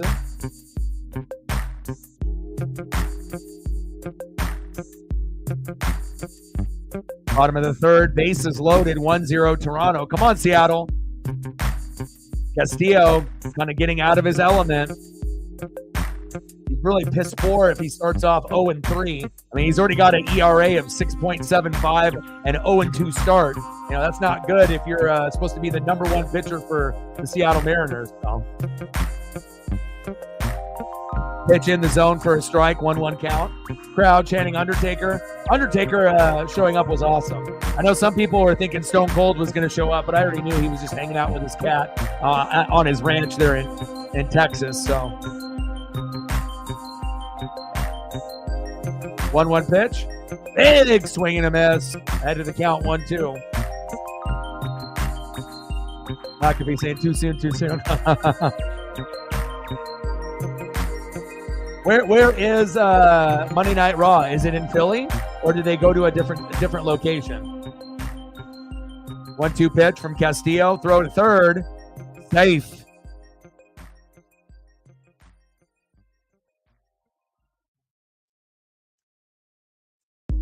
Philly. Did you get a chance to see the eclipse, Odin, there in New York? I mean, I imagine you were working and whatnot, so. Did you guys have like the totality there in New York? Did it hit that area? I knew like Texas going up towards like Maine, but there were some areas that got the eclipse better than others. We didn't really get anything here in Oregon, but we did in 2017. Little blooper right in front of Julio. Julio throws home. There's another run scored and another 3-0 Blue Jays. Brutal.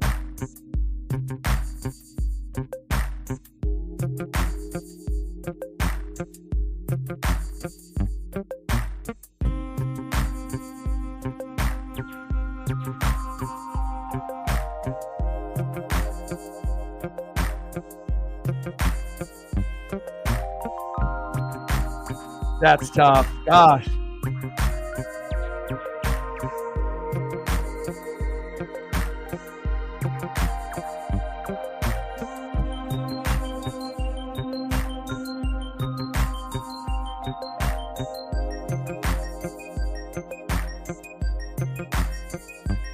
Three 0 Blue Jays.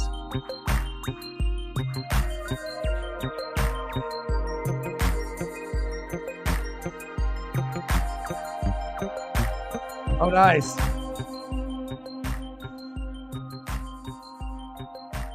I was a nerd. I ended up, we didn't really have anything here, so I just flipped it on to like, CNN and, some of the coverage so I could see what it looked like in like Mexico and some of those other places.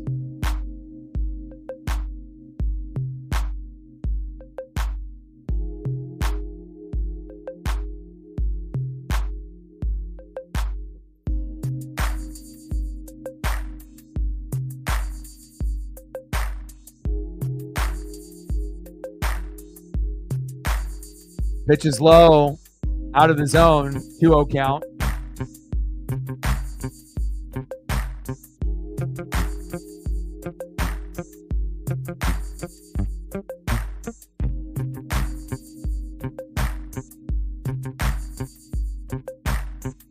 Count on Biggio. Pitch is inside, 3-0 count. Fuck, get rid of Castillo. Garbage. Man. I had a feeling that, I'm not sure why the scoreboard hasn't updated on that end. Just gonna have to refresh it. Hold on.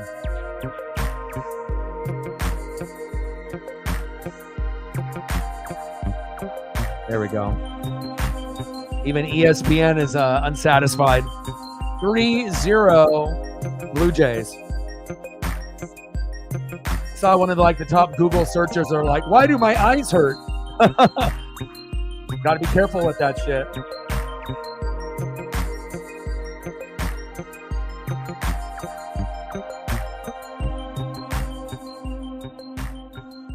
Oh, wow, look at that.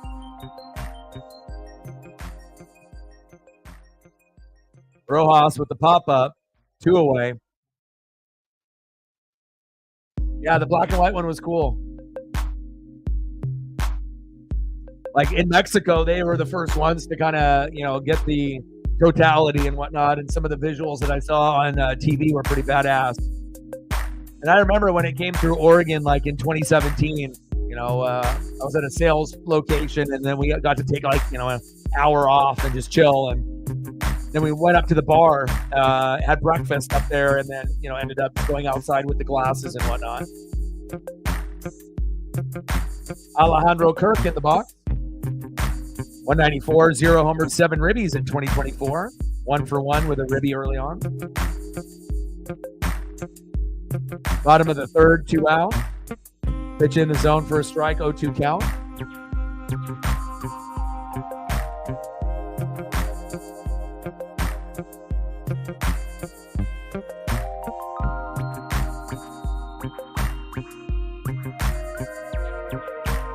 The fans are bringing the energy.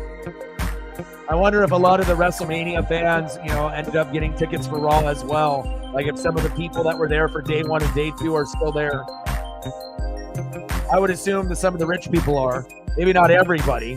Some people can only afford, the WrestleMania tickets and they probably had to go back to work or go back home. But I guess if you're rich, hell, stay for, WrestleMania night 1, WrestleMania night 2. And if it's going to be Raw in the same venue, might as well stay if you can afford it. 1-2 pitch. Kirk fouls it off.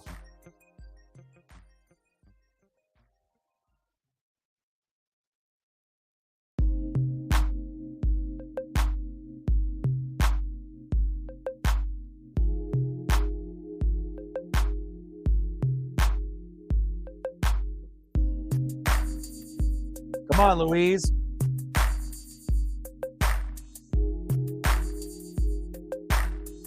Finally got out of the inning.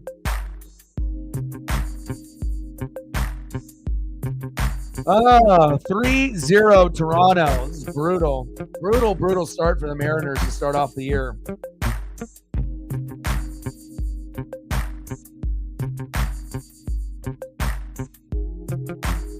All right, we got to get some hits. Again, 5 runs, 7 to 10 hits. And what do we have? 0 runs, 1 hit, 1 error. Oh, man. Tough being a Mariner fan, let me tell you. Not always peaches and cream.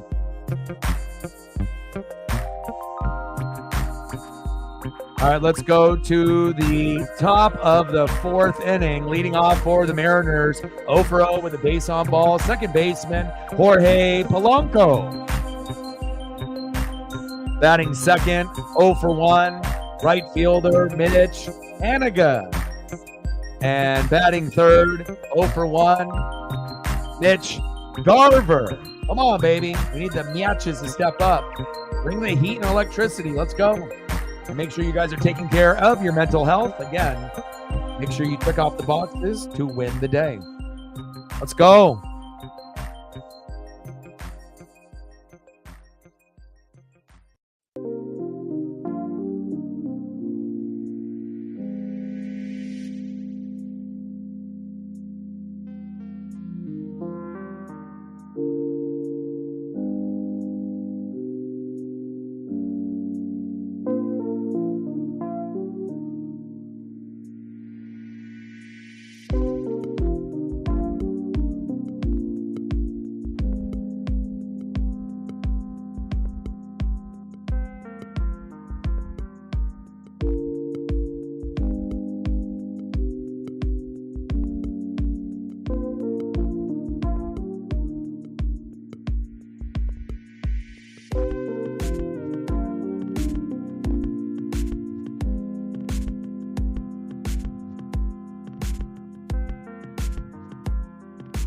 Come on, Jorge, we need you. Someone step up. Let's go.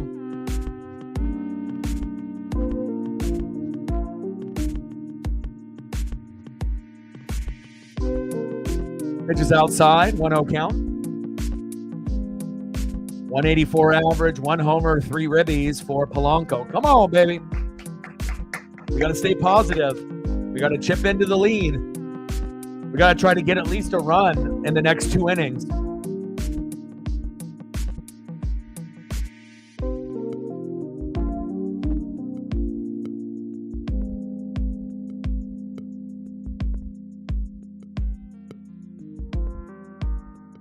Come on, baby. Top of the 4th, 3-0 Toronto. Pitch is outside, 2-1 count, 3-0 Blue Jays.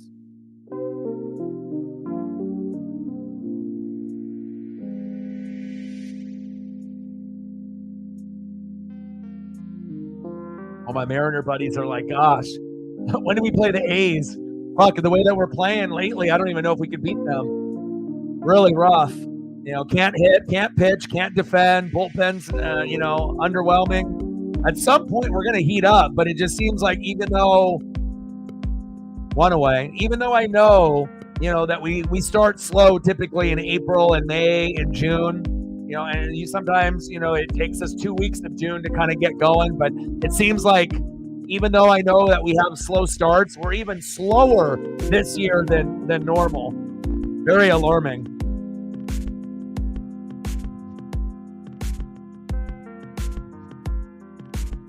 Yeah, someone's got to step up. Hopefully we can get some goats or some other goats that aren't in the room just yet, and we can get there. Little dribbler, throw to first. 2 away. Haniger grounded out to third.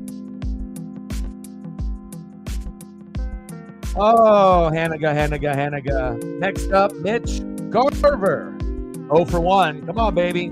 Someone's got to get it started.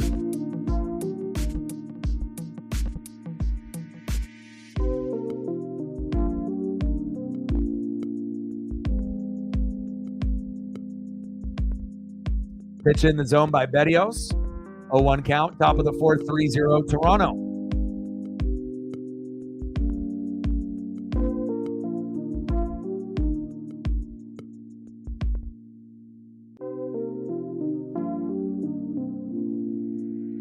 Pitch in the zone for a strike. 0-2 count. Come on, Mitch.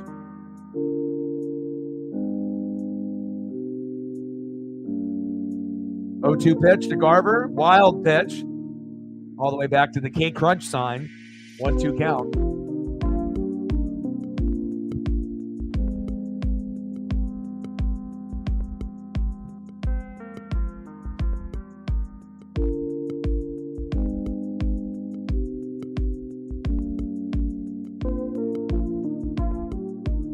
One-two pitch from Berrios.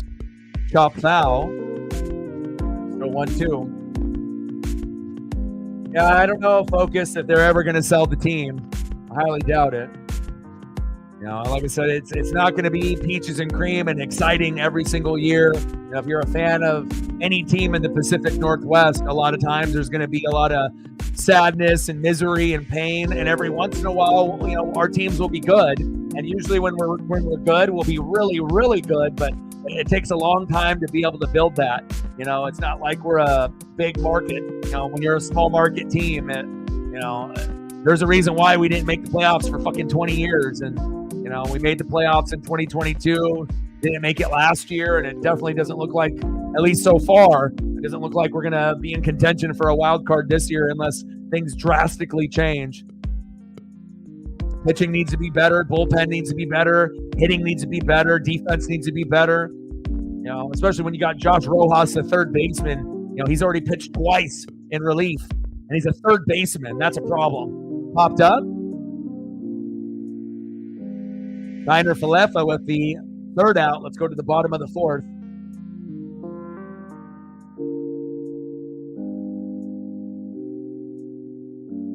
Nice job by Jose. I see you.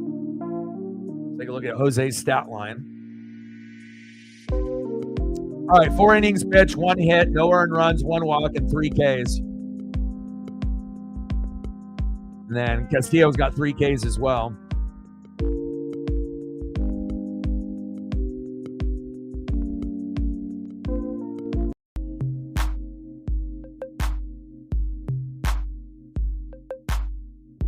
All right, next up for the Blue Jays here in the bottom of the fourth, 1-for-1, third baseman Isaiah Kiner Falefa, the former Yankee. Batting second, 0-for-1 with a K, center fielder Kevin Kiermaier. And batting third, 0-for-2, right fielder George Springer. Come on, Mariners, wake up.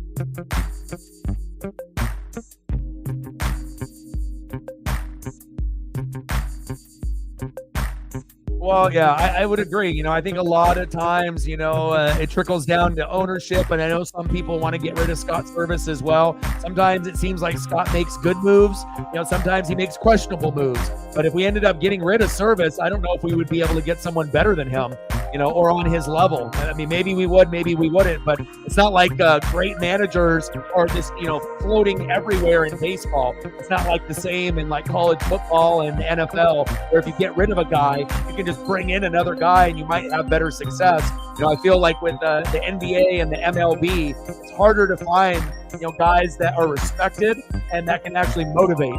So, but yeah, I hope one day that they end up selling, you know, even if they ended up selling it to Uncle Phil, you know, or just, you know, someone that can do something with this team, you know, so that way that we can be excited again. Same thing with like Jody Allen, you know, Paul Allen's sister and whatnot with like the Blazers. It's like, you know, I feel with the Mariners and the Blazers, if they ended up selling to people that were motivated to spend money, that, you know, it not only would be good for, you know, the states, Washington and Oregon, but it would be great for the fan bases. I mean, shit, even as Blazer fans, we can't even watch the games locally.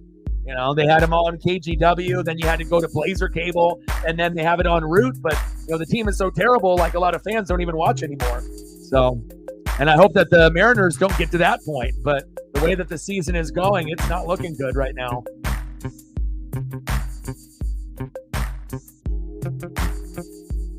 Brock saying he's got to go for a bit, come back. He's coming for Cody. Now we'll see where the new rivalries will line up here on Monday Night Raw. About, 45 minutes into the first hour.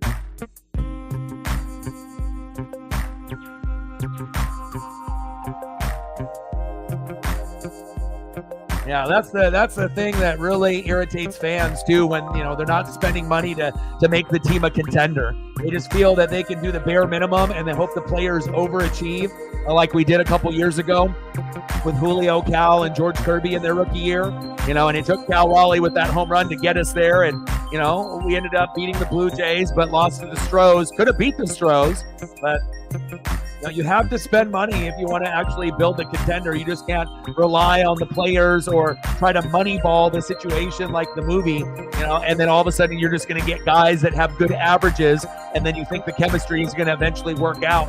And obviously they went for a moneyball type of strategy, and it's fucking clearly not working, at least early on in these first 11 games.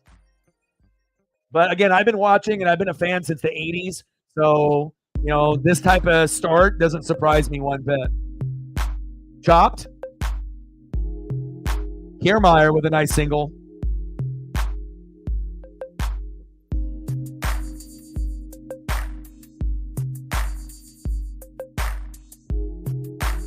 Next up, 0 for 2, right fielder George Springer. Come on, Mariners. Wake up.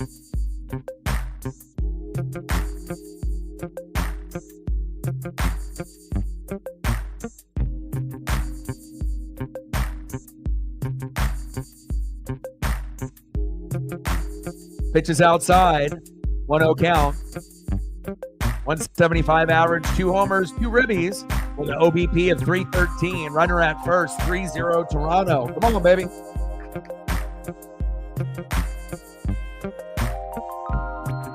Pitches outside. 1-1 count.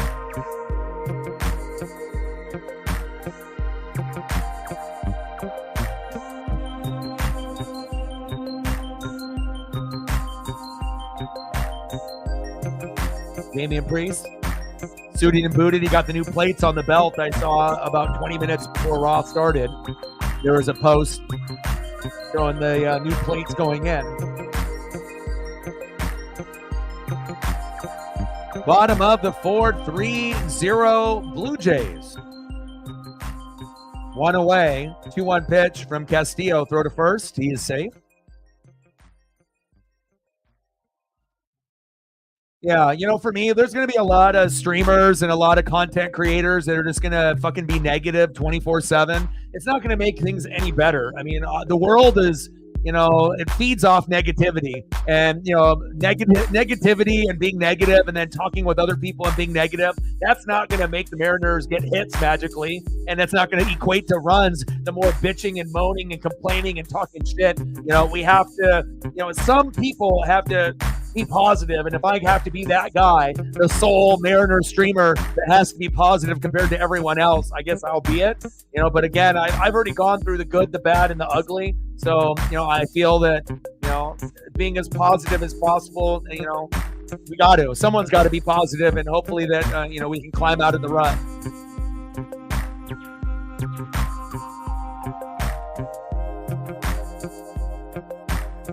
Always got to have that blind faith, And remember, in the first 60 games last year, we only had one good hitter, Jared Kelenic, and we only had one good pitcher, the closer, Paul Sewald. So, I think a lot of it is recency bias as well. We love to get angry and frustrated and complain, but you have to actually go back and look at every single year, on how things have started. And a lot of people forget, how terrible we were to start off last year also. It wasn't very pretty. You have one player out of 9 guys that can actually hit for average, and he had a really good spring training and it carried over. And it's no surprise that Teoscar, Jared Kelenic, and Eugenio Suarez are all doing fantastic for their new teams. Kelenic is on fire for the Braves. Teoscar is, not really, has the pressure on him like he did with the Mariners. He can be like the 5th or 6th best player, behind Mookie Betts and Shohei Ohtani and Freddie Freeman and Max Muncy and Will Smith. He can just be one of the other guys. No pressure. He's playing great for the Dodgers, and even Eugenio Suarez for the Diamondbacks, is playing great. But on the flip side, the Diamondbacks are 4-6 also, which a lot of people aren't talking about. So, Blue Jays are 4-6, Mariners are 4-6, Diamondbacks are 4-6, but But even though we're 4-6, it feels like we're 1-9. Let's be honest. It feels like we're 0-10 when we watch these games. And for someone like me, probably like you, Focus, I watch every game. So it's like, it's brutal, to go through each pitch, each inning, and, almost to feel like, is there any hope? Like, can we hit? Can we pitch? Can we defend? Is the bullpen, like, are they going to do anything? And there we go. There's another hit and another RBI. Bobbled by Julio.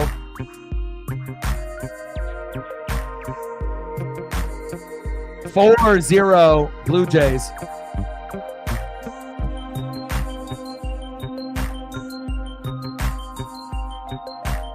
Nice. Heck yeah. I like that. I'll have to tune in later tonight to check that out. Guerrero Jr. doubled. Now we got Bo Bichette. And man, the bleeding just don't stop, does it?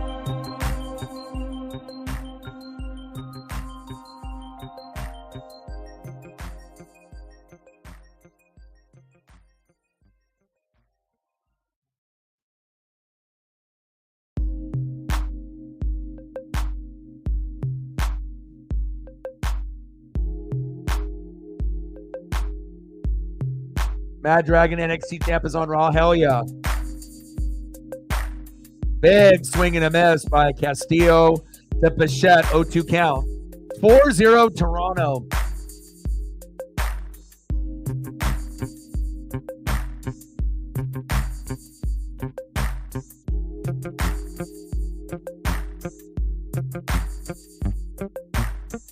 Pitch is low and inside. 1-2 count. And normally when the Mariners do well, JT Crawford and Julio, are playing well. And they're not. So if you're not getting hits off the top of the order, you can't expect Cal Raleigh and Garver and these other guys to do it. It was kind of like, last year, it took Cal and Eugenio Suarez later to catch on fire, but you expect at least the first three guys in the lineup to set the tone. And if JP's not playing well, Julio's not playing well, Polanco's not playing well, I mean, what do you expect? I mean, at some point, things need to change. You need to switch up the lineup. But again, Scott Service sometimes is an idiot. It's like, I get it. You brought in Polanco and Garver, and obviously bringing back Haniger because you thought it was going to work. It clearly isn't working. So we need to flip up the lineup. Like, even if that means, moving Julio to the leadoff spot like we did in his rookie year, even though I like him at the 2 or the 3 or the 4, but you need to move him around, because obviously where you got him in the lineup, it's not working, and Polanco at the 3 hole isn't working either. So maybe, going Polanco as the leadoff hitter, and then maybe, then going JP in the 2 hole, and then maybe Julio in the 3 hole or the 4 hole. Like, sometimes you got to drastically move guys around. Like, why do we have to sit Julio in the 2 hole forever? He was leadoff as a rookie. It worked. I'm not saying it's going to work now, but, moving Julio from the 1 to the 5 hole would be smart.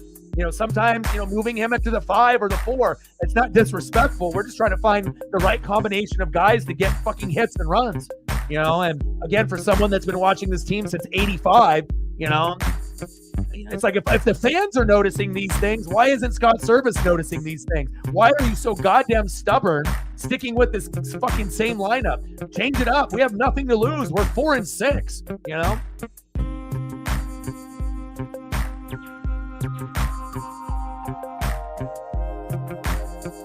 Yeah.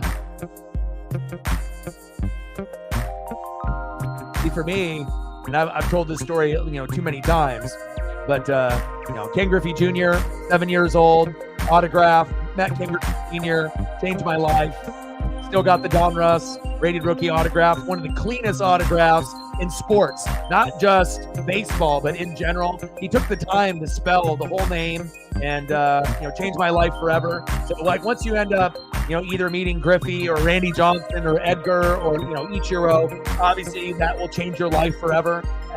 So obviously I'm committed, 1,000%, but that doesn't mean that you and me and a lot of other Mariner fans don't get frustrated and we want to pull our fucking hair out. So.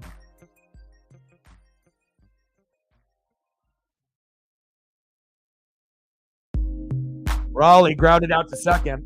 It's like we need to be more patient in the box, but I think the number one thing that, that is very glaring. It's like these guys are trying to get ahead of the count, instead of working the count. Everyone is swinging at the first two pitches, and you need to be able to work the count. You got to be able to test these pitchers so that way that we can actually get walks, and someone needs to get hit by a fucking pitch. Ty France was getting hit left and right last year, and I get it. Hits and home runs are nice, but sometimes you got to manufacture guys on the bags any way you can. And if that means getting hit by a pitch but you don't get hurt, so be it. Taking a walk is just like getting a single. But have you noticed? No one has gotten walked this year. No one has gotten hit by a pitch. No one can hit. No one can defend. It's like every single category: hitting, power hitting, defense, pitching, bullpen. Like everything is an F. Like there hasn't really been anything positive so far besides what Ty France right there and Josh Rojas. So you already know something is fucked when your 9-hole hitter is your best hitter on the team.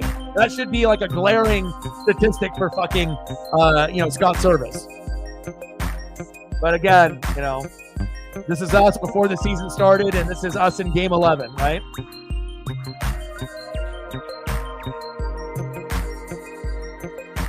Nice job, Ty.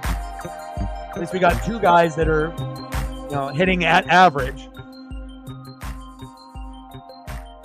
Sure, give me some spoilers.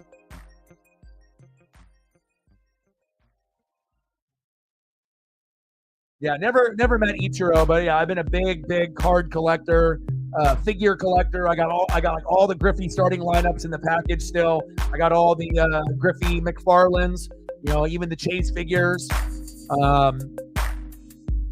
All the bobbleheads. My favorite thing to do is to go to Mariner games on the bobblehead nights and whatnot. What a throw to third. Wow. Incredible throw there.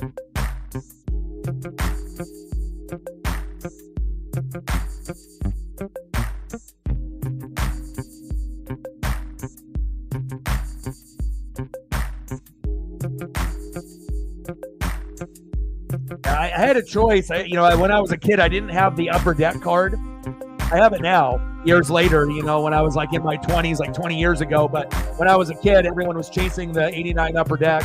And then I eventually got the 89 Upper Deck, the 90 Upper Deck. But like I had the Bowman and I had like the Fleer and the Donruss. So I always thought like if I was going to get the autograph when I met him, I figured, okay, the two cards that I had that were in good condition were the Donruss rated rookie and the Fleer, but I thought he looked more like a pimp in the Donruss, so that's why I chose that particular card to get autographed. And also, I just like the colors because back in the 80s and 90s, it was always about the pinks and the blues and that teals, the Charlotte Hornets and like that type of Taco Bell kind of vibe with those colors. It was all about the pinks and the blues, and I really like the purples, and I really like the look of those rated rookie Donruss cards in 89.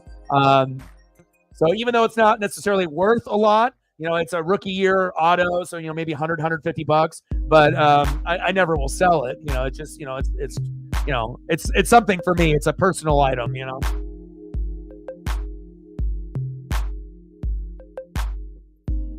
Yeah.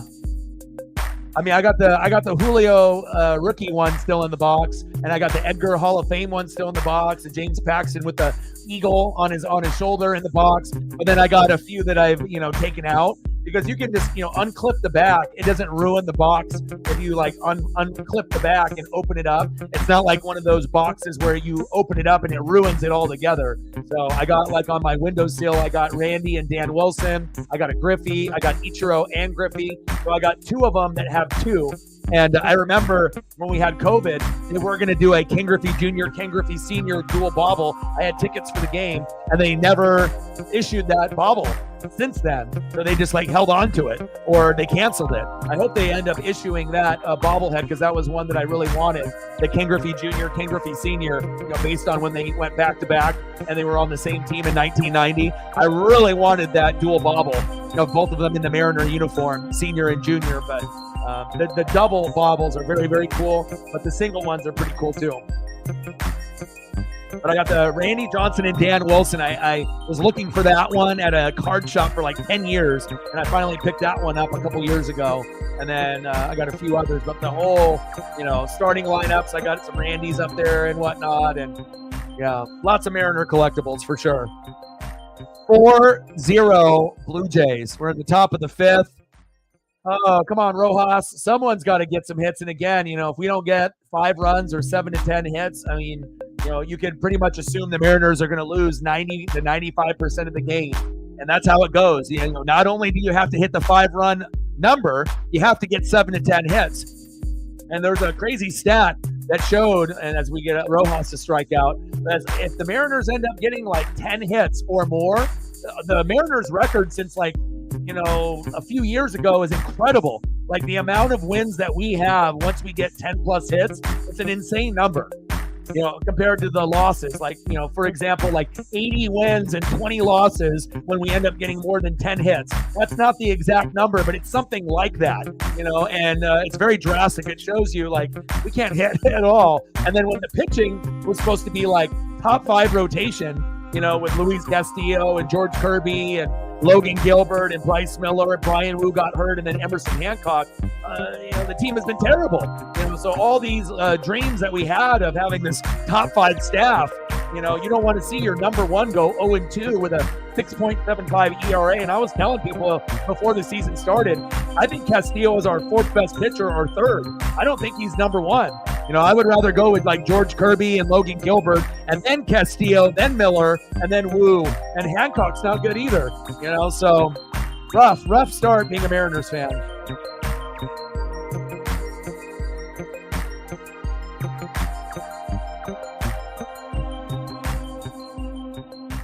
Oh, the train set. Nice. Yeah, I love the old school collectibles, 80s and 90s stuff with the starting lineups and the McFarlands, but I really love going to the games and getting the baubles. Because, it's you can, pay $100 for, a ticket off first base and, 10 to 20 rows back, have a chance for a foul ball, and then you end up getting a bauble that's worth 50 to 100, so it pretty much pays for the ticket itself. And luckily I've been blessed enough to go to 7 Mariner games, and I've already got 3 baseballs because I know where to sit, and I'm a honey badger.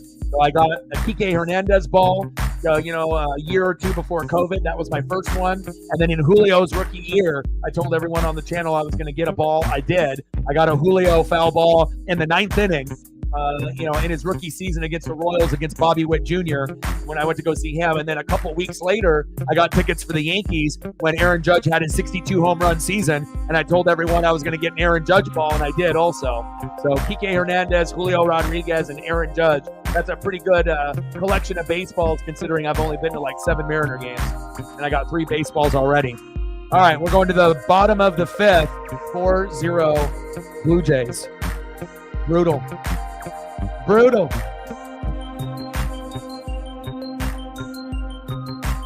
But it all started for me because I went to Portland Beaver games, which was the AAA affiliate of the Minnesota Twins when I was 7 to 12 years old.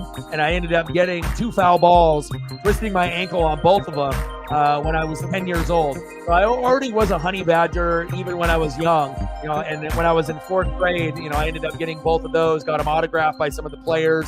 So I always kind of had a knack, and I never am, going to knock anybody over. I'm never going to push a kid out of the way. Obviously, if a kid is there, I would rather, have a kid get the ball. But if it's fair game and it's me and a bunch of adults, I'm going to get the ball, and it's funny too, because out of the 3 baseballs, I've gotten assaulted on 2 out of the 3, on the Kike Hernandez ball, a guy that was sitting right on the aisle had a mitt and he dropped it twice.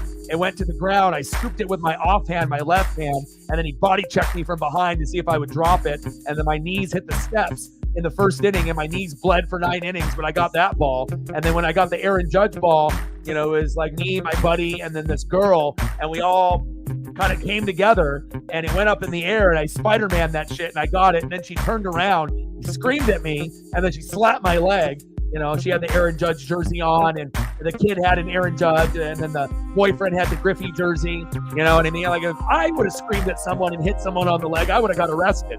So, but again, it definitely made a memory. And I was never going to sell that. I had a bunch of Yankee fans offering, like $200-300 for it, but I was like, no. I was like, especially with Aaron Judge in that 62 home run season, there's no way in hell I'm going to give up something like that.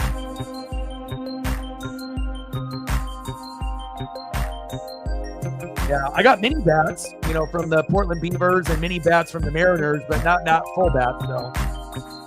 Man, getting a full-size baseball bat, that would have been insane. But then obviously people getting drunk and hitting each other in the stands with it, or, obviously there's a reason why they don't give full-size bats anymore at AAA games or Major League, because all it takes is one drunk person to be stupid, and then all of a sudden it ruins it for everyone. But the mini bats were pretty cool. Some of them, actually had player images on them. Like I remember I had a Seager one that I got, and nice catch. Ichiro one with the image of Ichiro on there, and then I got a couple of the Louisville Slugger mini ones from like the Portland Beavers that I still have to this day. 4-0 Blue Jays. Yeah, hopefully we'll get one person to show some love. We're already 2 hours in, and once we get one person, hopefully we'll get another. Some days, we're going to hit goal. Other days, it's going to be a little challenging, and you just got to keep grinding. Bottom of the fifth, 4-0 Toronto. Popped up foul.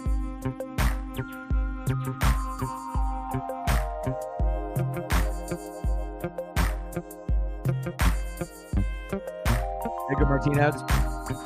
Stud. Big swing and a miss. 1-2 count. Yeah, but for me, it's like Griffey, Randy Johnson, Ichiro, Edgar Martinez, and then obviously Julio kind of round out the top five. But I mean, Julio's got a long ways to go to be Ken Griffey Jr. He's never going to be Ken Griffey Jr. But again, it's like it's different to be like a top 10 player or to be top 5 popular. But again, if he never gets patient in the box, we assume if he can, get into his prime and, be 40-40, 50-50 and improve, he'll be a Hall of Famer, we assume one day. But it's got a long ways to go.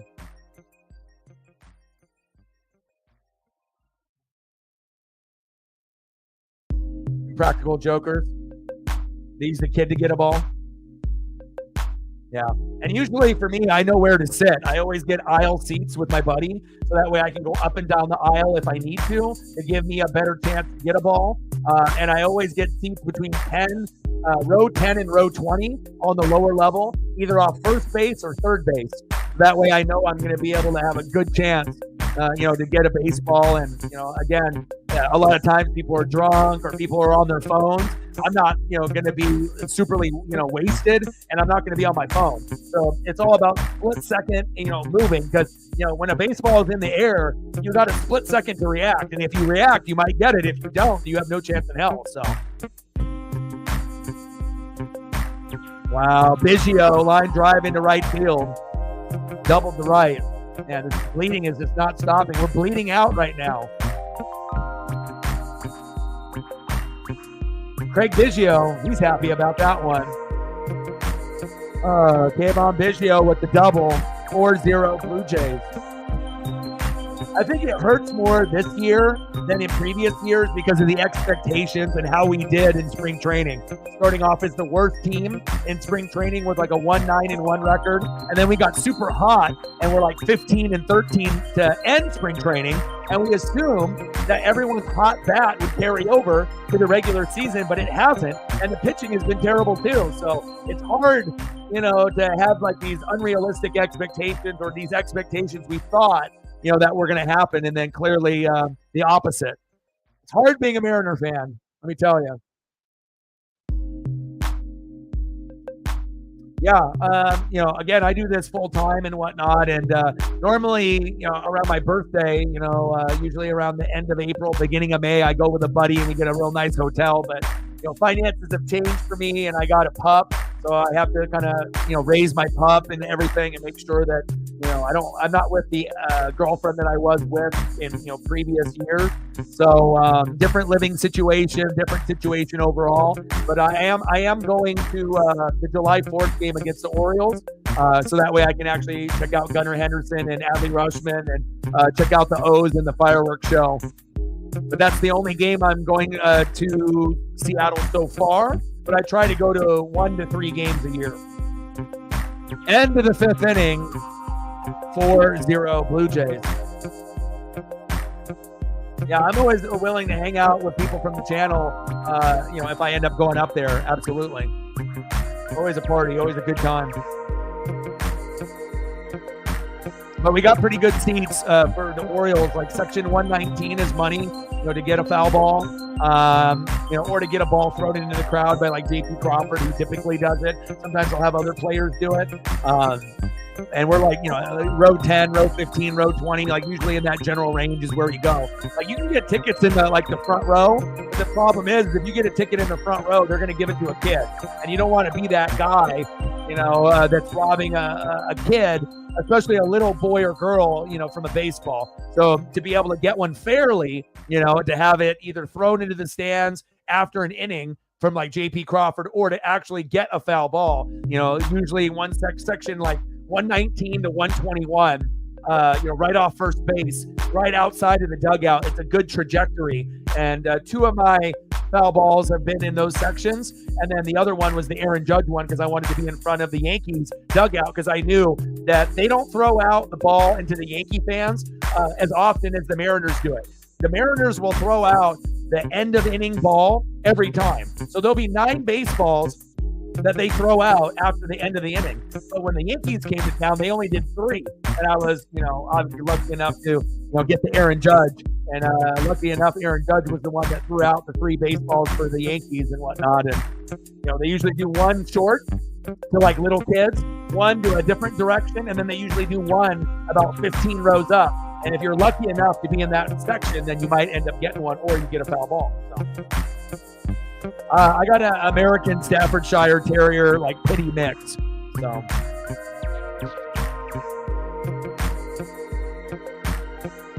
Opening and Sunday.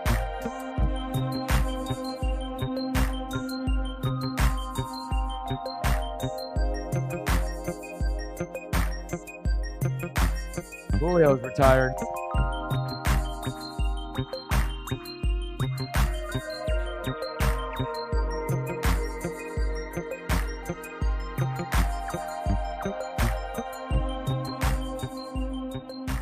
Julio, why?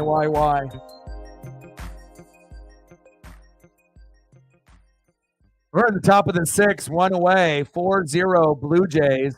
0 for 1, second baseman Jorge Polanco.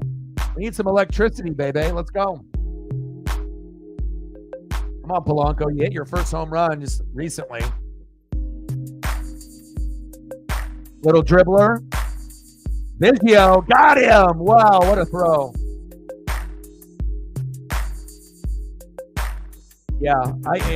My pup is I guess technically she's not a pup anymore, but I mean to me, she's a pup. But she's an adult now, but she's 2. And so 2024. So when I ended up getting her, it was in 2022, the year that the Mariners ended up making the playoffs.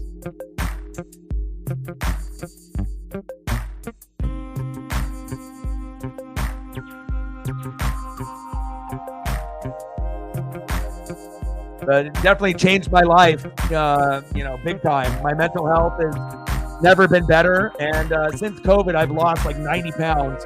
I was up to like 270 and I'm down to 190. I'm like, this is the lowest I've been since high school, and a lot of times people, think I look pretty young, but I'm 41.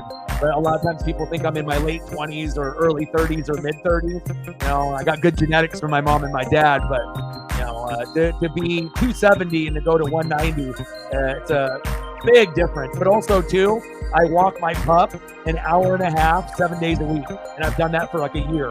So that's a big reason. And I don't eat fast food anymore. I don't drink. I used to drink shitloads of beer, hard alcohol. I was drinking on stream like a 6-pack of Coronas or Modelo Chelada Tall Boys, like 2 or 3 a stream. And I definitely have worked out a lot more and I've cut back on fast food.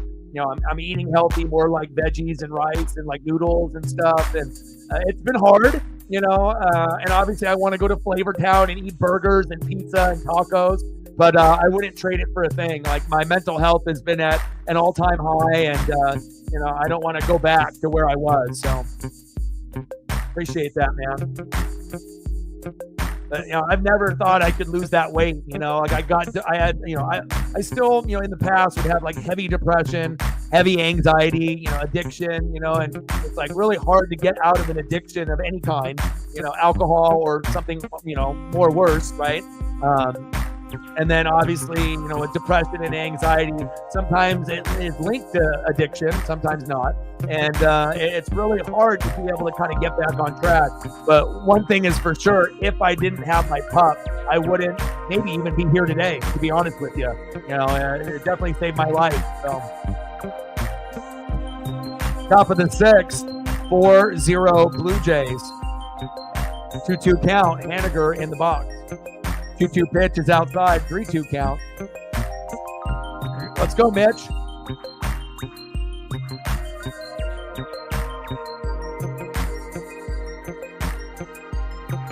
I appreciate that. Yeah, and like I said, I put in a lot of work. Got him. Damn. But again, it's like, a morning, an afternoon, and then after I'm done streaming, and like late at night when there's no one around, and so it's about 30 to 45 minutes on every walk that I do. And we first started off just doing like 1 walk a day. Then it turned into 2 walks a day. And then I decided to push myself and do 3 walks a day. And then, then the weight started dropping off. And, it's the best that I've ever felt. I'm never going to go back to that person that I was. All right, let's go to the bottom of the 6th. 4-0 Toronto.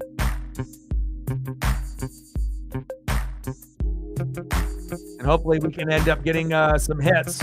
Ridiculous. 0 runs, 3 hits, and an error. And they got 4 runs, 9 hits, no errors. Oh, man. Hard being a Mariner fan. But I'm still going to be positive. Someone has to be on social media. Pretty much every Mariner streamer or social media person is negative. And I get it, based on how we've been playing, but it's not going to make things better. Next up for the Blue Jays, 1 for 2 with a K, third baseman Isaiah Kiner-Falefa, the former Yankee. Batting second, center fielder Kevin Kiermaier. And batting third, right fielder George Springer.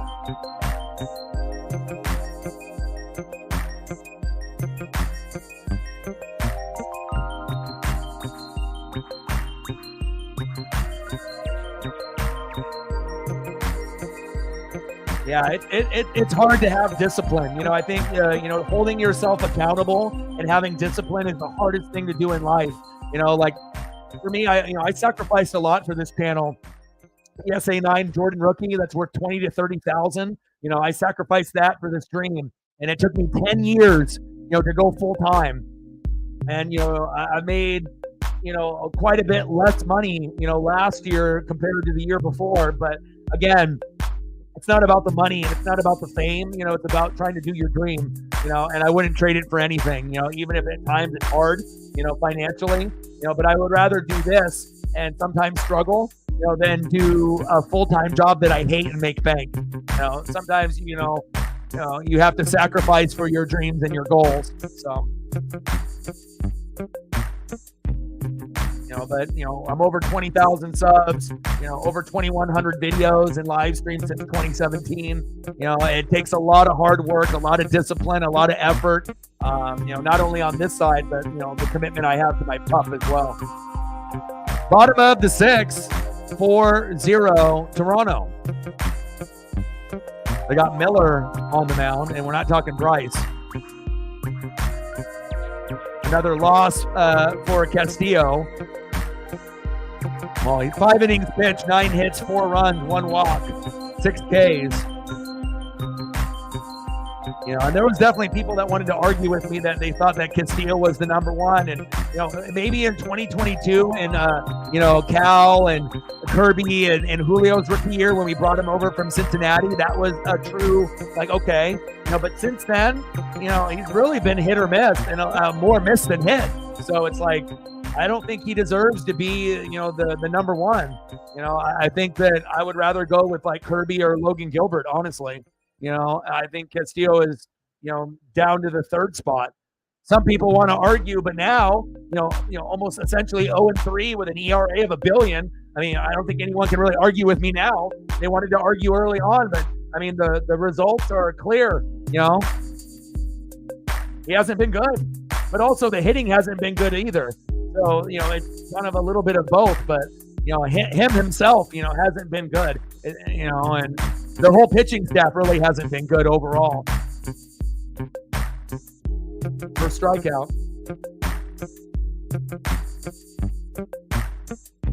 Yeah. I already predicted, when I first started the channel, years ago. This is my 8th year on YouTube, but I've been recording on other platforms for 12 years. But I predicted it would take me 10 years to go full time, and it did take me 10, to go full time. And now I'm on year 12, but year 8 on YouTube. So technically, 2 more years to be 10 years on YouTube, and then I'll be 14 years, obviously, at that point in 2026. So.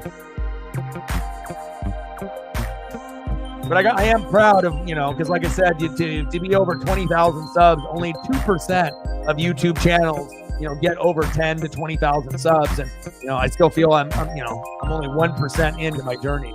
Got a long ways to go.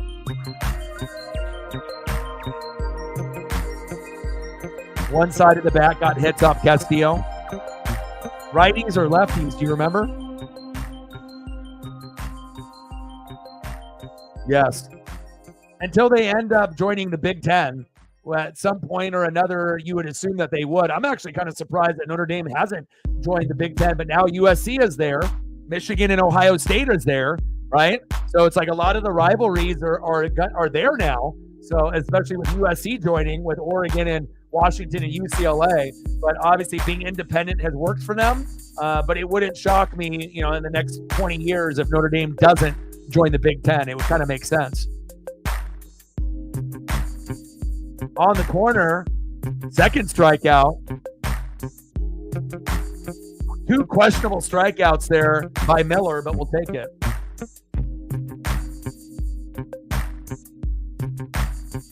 Next up, George Springer.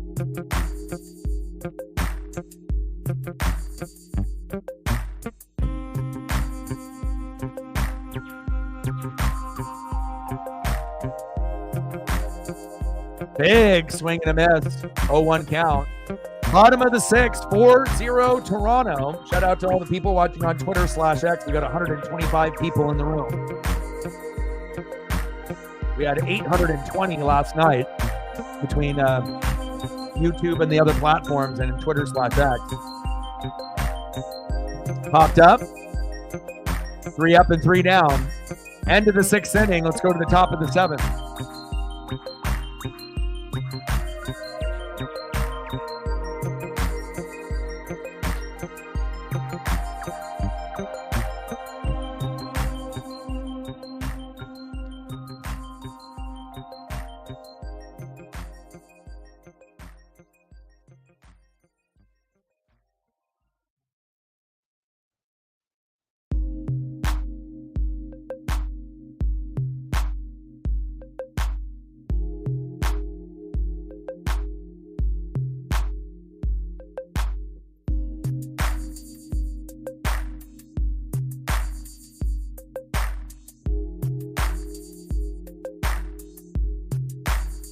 Might as well turn on UConn and Purdue. That way I can watch 2 things at once. This Mariner game is just brutal. All right, I got it synced up here. All right, I'll just mute it. There we go. All right, I got that one cooking now as well. 3-2 UConn.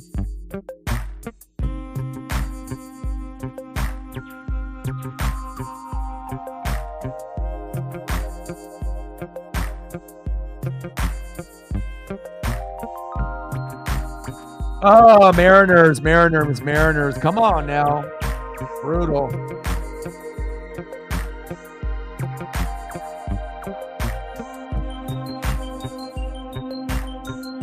In the top of the 7th, leading off, Mitch Garver. And it's one thing, like, if the Mariners are losing, right, but we're still getting, like, runs and hits, you know, it's painful, but then it's, you know, it's all right. You know, it's like you're hurting, but, you know, at least you know that the pitching is good and the hitting is good. But when you end up losing games where pitching is bad, bullpen is bad, hitting is bad, home run hitting is bad, defense is bad, that's really where I think a lot of the frustrations are coming up. I mean, there's no excuse to have Josh Rojas, the third baseman, pitching twice in the first 10 games. That shows you, like, where we're sitting, you know, at 4-6, and it makes us feel as fans that we're like 0-10, and we have like no hope. But I have to have a little glimmer of hope.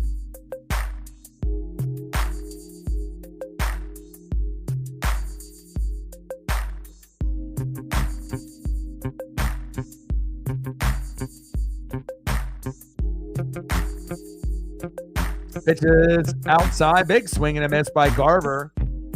1-2 count. Come on, Mitch.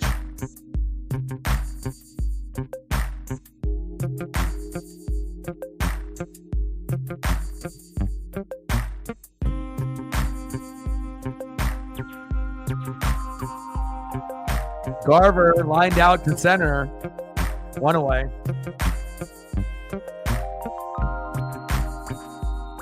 Next up, for the Mariners, 0-2 with a K.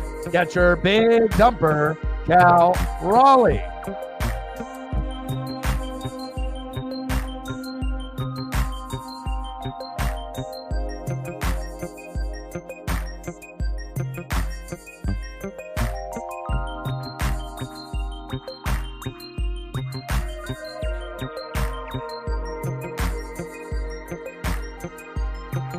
This is high and outside, 1-0 count.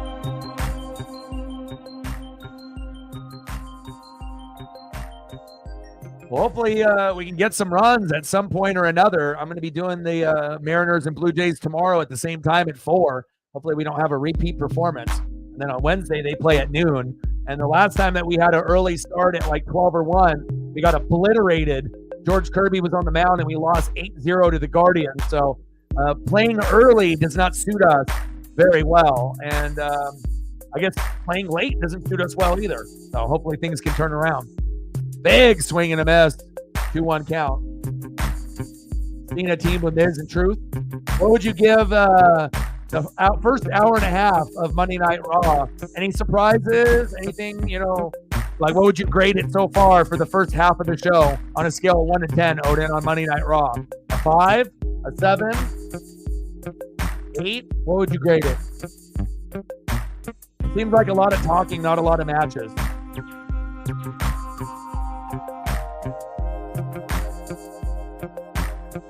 Come on, Cal.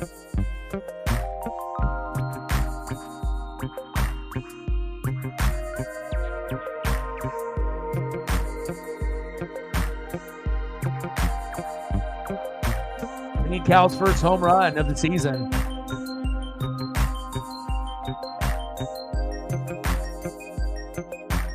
Take a look at batting averages for the Mariners and figuring out why we suck. All right. J.P. Crawford, 119. Julio, 190. Polanco, 175. Haniger, 265. Garver, 185. Raleigh, 185. Ty France, 370. Canzone, 200. Rojas, 368. So it's like you literally only have 2 players that are hitting well and then one that's doing okay in Haniger at 265. But when you watch games like this, it makes you feel like the team is batting, like everyone is batting under 200. Like, I know we've struggled in the past, but we haven't been this bad, like with this many players under 200. It's one thing if it's like Colton Wong, you know, or like La Stella last year, but not like our star players like JP and Julio. It's ridiculous. First 3 guys in the order and no one's even above 200, let alone 300. That's why we're fucking, you know, playing like this.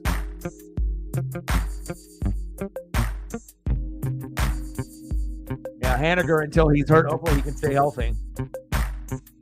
Pitches inside. And he went around and got him. Gal's not happy about that. 2 away.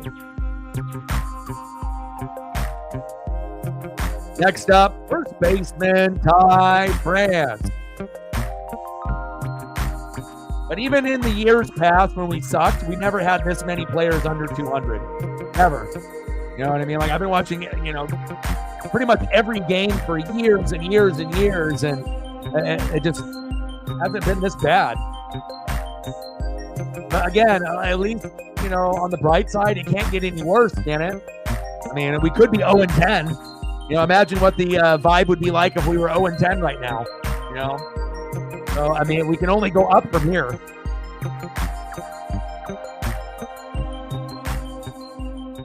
You can give me some spoilers, bro. I need something to keep me going. I mean, we're getting our ass kicked here, 4-0. Give me some spoilers. There we go, Ty. At least we got one person that's locked and loaded. There we go. Nice job, Ty. Hopefully Rojas can get going too. A rare clapping session from O-Doggy Dog. Ty France with a nice little bloop single. Next up, left fielder Dominic Canzone. And the crazy thing is with one swing, we could be down 4-2. So it's like we're even though we're down 4-0, it feels like we're down 40-0 or 14-0. But all it takes is one or two good swings, and we're right back in it. Yeah.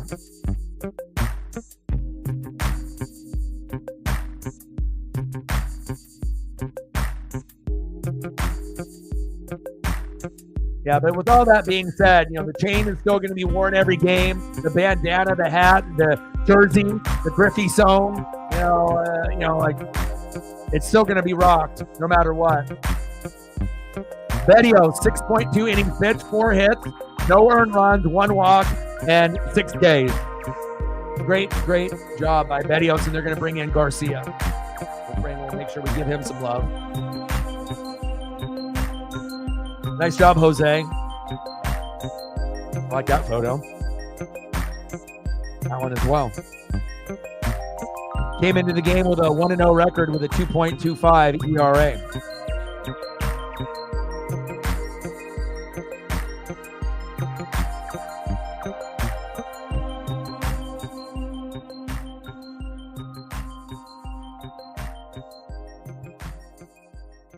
Yeah, I mean, even if we don't hit goal, we got to at least get a donation, like at least one, before the game is over. So hopefully we'll get at least somebody to show some love at some point.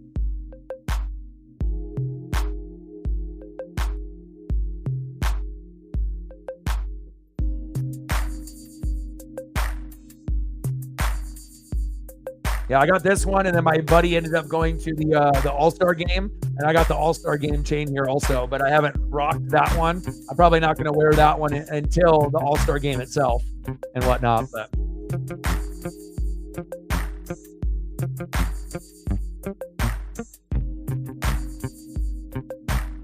somebody's got to be diehard for the Mariners when a lot of people have given up. But again, when we have struggles like this, and it just seems like hell, when we end up being good, it's really going to, mean a lot more to people like us rather than the bandwagon fans of other teams. You got to go through the pain and the misery and the suffering for those, moments of joy and happiness, like when Cal, ended up hitting that homer and we ended up going, to the playoffs, for the diehards. That shit meant a hell of a lot more. And hopefully we can bring out the Mariner Moose for a home run, but he's been patiently waiting all year to come out on the screen, but not a lot of opportunities for the Mariner Moose to come out.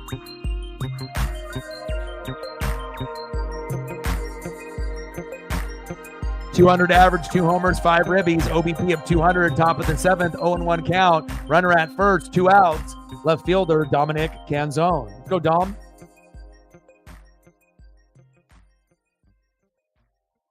Yeah, Super Chat or the Cash App. Cash App obviously is on below on the ticker. As you'll see it scrolling, $, ORIONNWSF. If you feel inclined to. If not, it's totally okay. Some streams, will hit big numbers. Other streams get a little challenging depending on the time of the stream and what's going on. Some people, we will get donations as low as 99 cents. The biggest single donation we've had on the channel is $1,300. So, Last night we had one donation for WrestleMania Night 2, but it was for $100. So, not everyone, has a job good enough to be able to do something like that, but, to at least get something, to show the appreciation for the hard work, since this is my full-time job, you never want to be at a zero no matter what, like when you get a zero, it's depressing, especially, when you put in your blood, sweat, tears, it takes an hour to make a thumb, and you're grinding it out for 2 to 3 hours. So, anything that anybody can do is definitely much appreciated. Likes, subs, donos, shares, whatever it may be.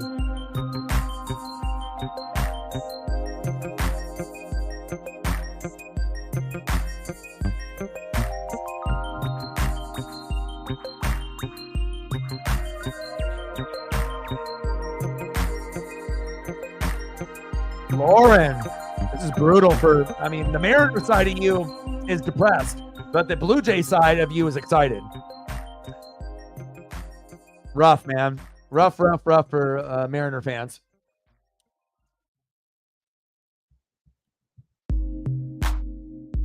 Yeah, like I said, you can always follow me on like Twitter or Instagram, and I can follow back, there as well.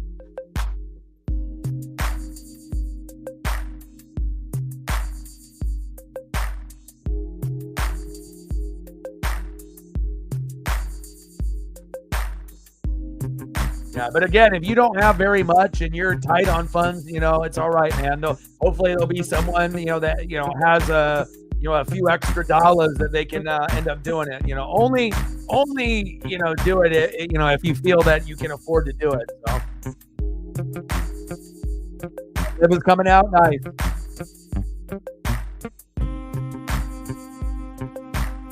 But if you look down there, it's $, capital O-R-I-O-N NWSF on the Super Chat or on the YouTube Super Chat side or the Cash App side. But again, it's only going to be for people that can afford it and that want to help me out.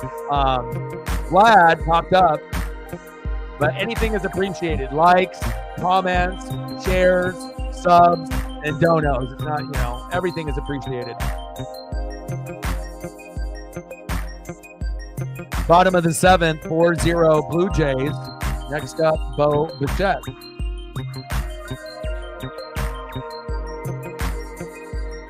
Vlad Jr. pops up.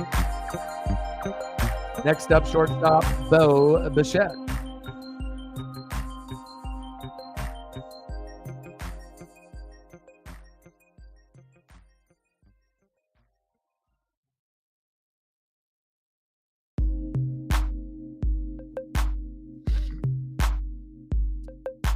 Check swing. Takes a strike, 1-1 count. Bottom of the 7th, 1-1 count, 1 out, 4-0 Toronto. Andy Hartwell and Roxanne Perez, nice. Pop foul, 1-2 count on Bo Bichette. Dante Bichette's son. That's when you know you're old or you're getting older, is when you're actually seeing the sons of players that I collected baseball cards and watched when I was a kid. Vlad, right? Dante Bichette, as well as Craig Biggio.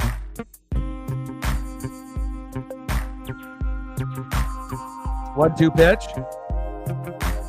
Whoa, nice catch. JP Crawford with an amazing catch there. Nice job, JP.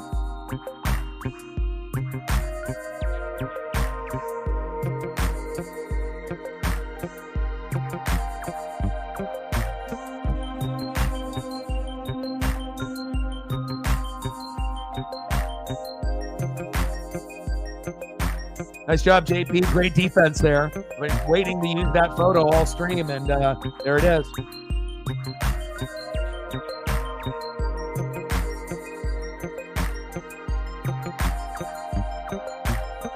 Justin Turner in the box, batting .300, 1 homer, 5 ribbies for the Blue Jays, the former Dodger and Red Sox. Popped up to Haniger in right field. 1-2-3 inning. End of the 7th. Let's go to the top of the 8th. We're running out of time.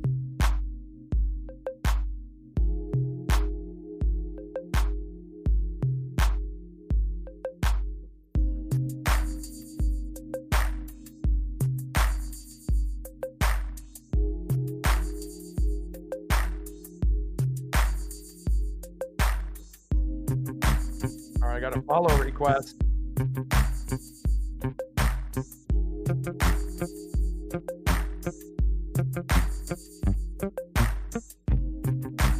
All right, I followed back.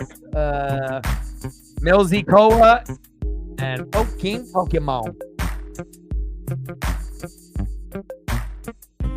That's me. I mean, sometimes I'll put this up there, like the display name. Sometimes I'll have it up there. Sometimes, you know, it just depends. They changed the format, like on Twitter/X, where they like zoom in on the stream and whatnot. So then you only see like half of my name. So that's why sometimes I'll have it on, and then sometimes I'll have it off. I like it better on so people can see, and it's got the nice little bubble there. But then ever since like Twitter/X ended up like zooming in their camera for like streams, you know, sometimes it, you know, it seems like now they've gone back to like the more, you know, like farther back view and whatnot. So I think they're like kind of experimenting on like what works better for them. But as long as Twitter/X ends up, you know, having the full view so you can see the baseball cards, not just like me, and my name's not cut off, I'll keep it up.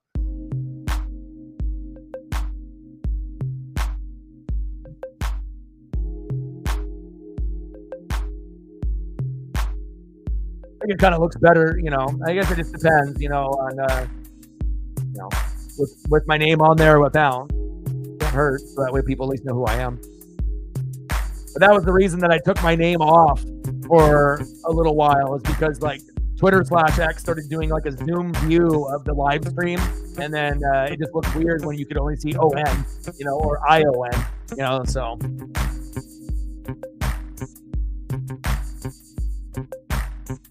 All right, we're in the top of the 8th, 4-0 Blue Jays. 0-2 pitch to Rojas. Or 0 for 2, excuse me. 2-1. That was a 1-1 pitch. 2-1 count now for Josh. Come on, baby. Let's go, Josh.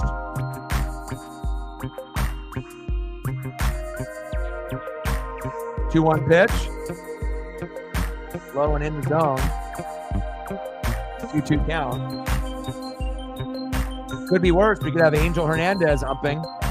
I've never seen a guy, you know, get striked right down the middle and call them balls and call ball strikes as much as him. He shouldn't even be in the lead. Popped up. Oh, nice catch by Bichette. Popped up. One away. Next up, 0 for 3 with a K, J.P. Crawford.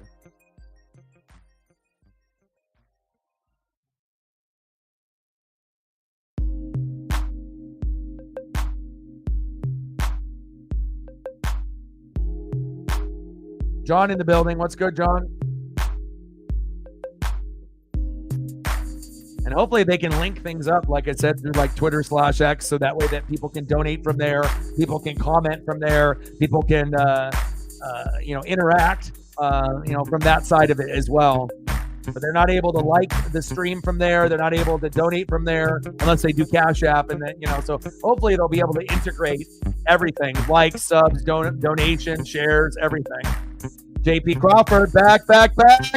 Go on! There we go. JP Crawford, let's go. Finally. There's some electricity out at JP Crawford. 4-1. Blue Jays, let's go. Yeah, baby. Yeah, baby. Yeah, baby. Let's go. Next up, Julio Rodriguez. Hey, time for your first homer of the season. Breaking ball, and he ripped that one. Nice job by JP. Can we go back-to-back homers? Try to up. Let's go.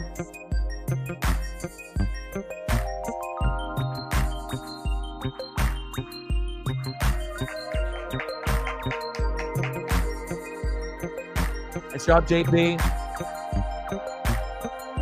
All right, no worries, Megan. I don't know if the pitch clock will be gone. Julio. Back. Oh, I was going to say, man, that would have been sweet if he would have been able to get that. Julio thought it might have had a chance. 2 away. Julio. Next up, 0 for 2 with a base on ball.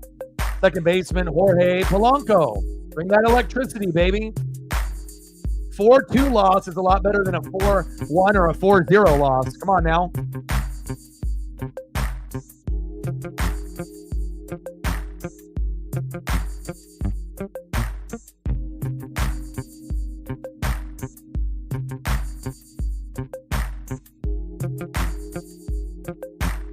So the way to end up doing, I just got your message.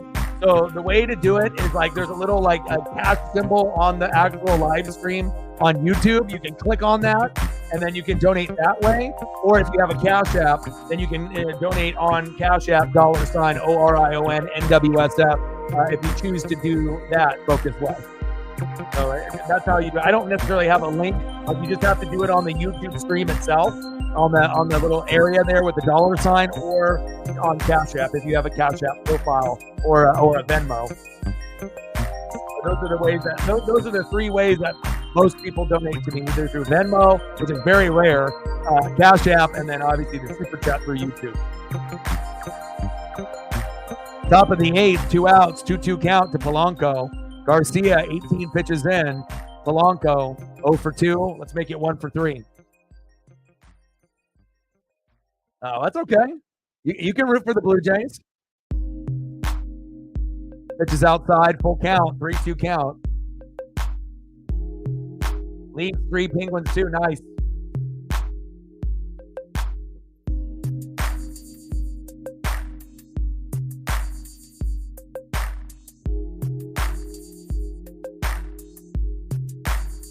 You guys like it with the name in the corner there, or you guys like it without? I kind of gotten used to not having it on there, so now with my name on there, it kind of seems weird, but I had it on there for a long time. Then Twitter ended up doing like a zoom in on the live stream, so then I took it off because it only had half of my name. But now it looks like they're showing the full thing, including the baseball card. Let me know what you guys think, if you like it better with my name on the stream or not. I'm kind of cool either way, but I think, I don't know, maybe it looks a little bit better with my name on there, so that way people can know who I am. I don't know, I've just kind of gotten used to it both ways. I did it a long time with the name, and then I took it off, and then I liked it like that, and then, I don't know, it kind of seems weird with my name on there now, after I haven't had it on there for a long time. I got used to having it on there, and then I took it away, and then I got used to it not being on there, and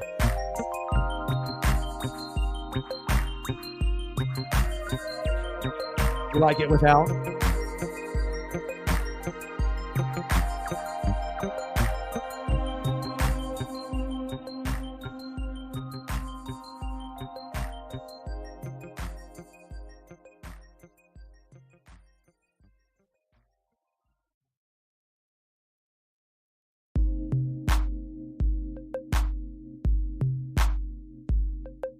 You'll see a picture of me and my dog on the Cash App too on my profile. So that way you know it's me. Sometimes people don't have pictures on there, but I made sure to have my picture with me and my pup, and I'm wearing a Mariner like bandana with my pup in the picture. So.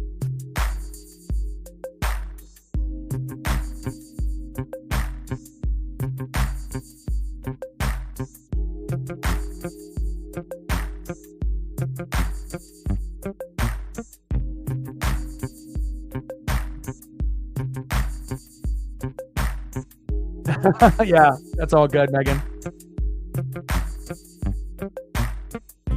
The dog gets all the treats.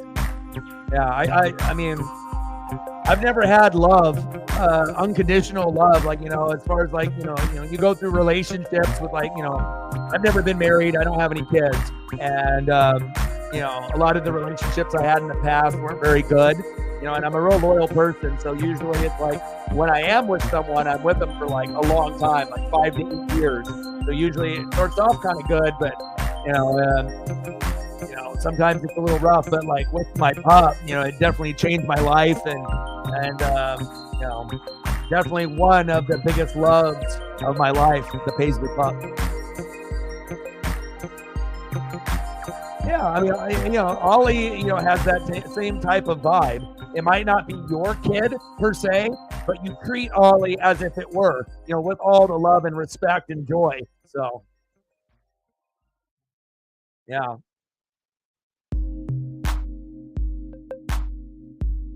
And I got a person in my life, that is special to me right now. But just the way that everything is going on, it's a little difficult because we're living in different cities, and it's the separation is kind of tough and whatnot. But as far as like the pup is concerned, and big part of my life. Oh my gosh. Thank you so much, man. You didn't have to do that.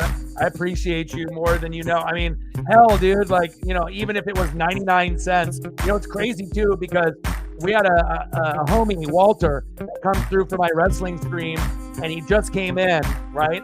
And he never donated to me before either, and he dropped a hundo.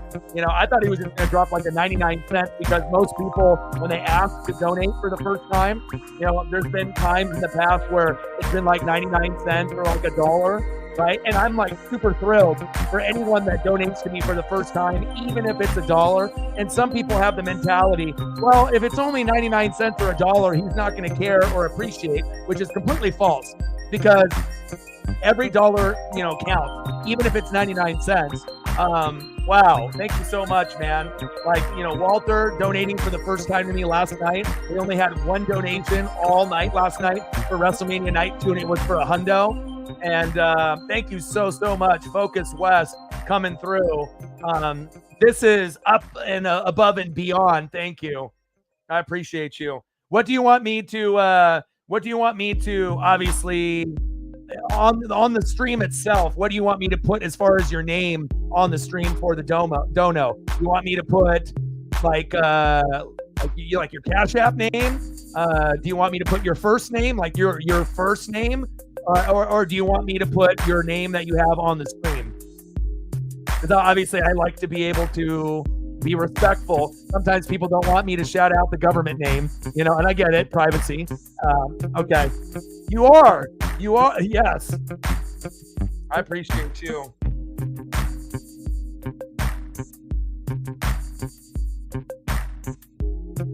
You are.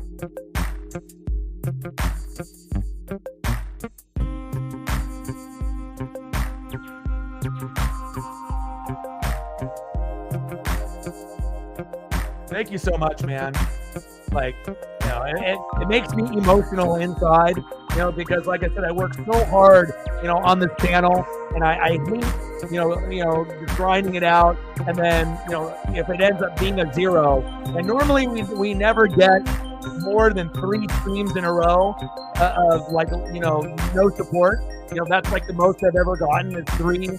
Ever since I've gone full time, I never had more than 3 streams in a row with 0.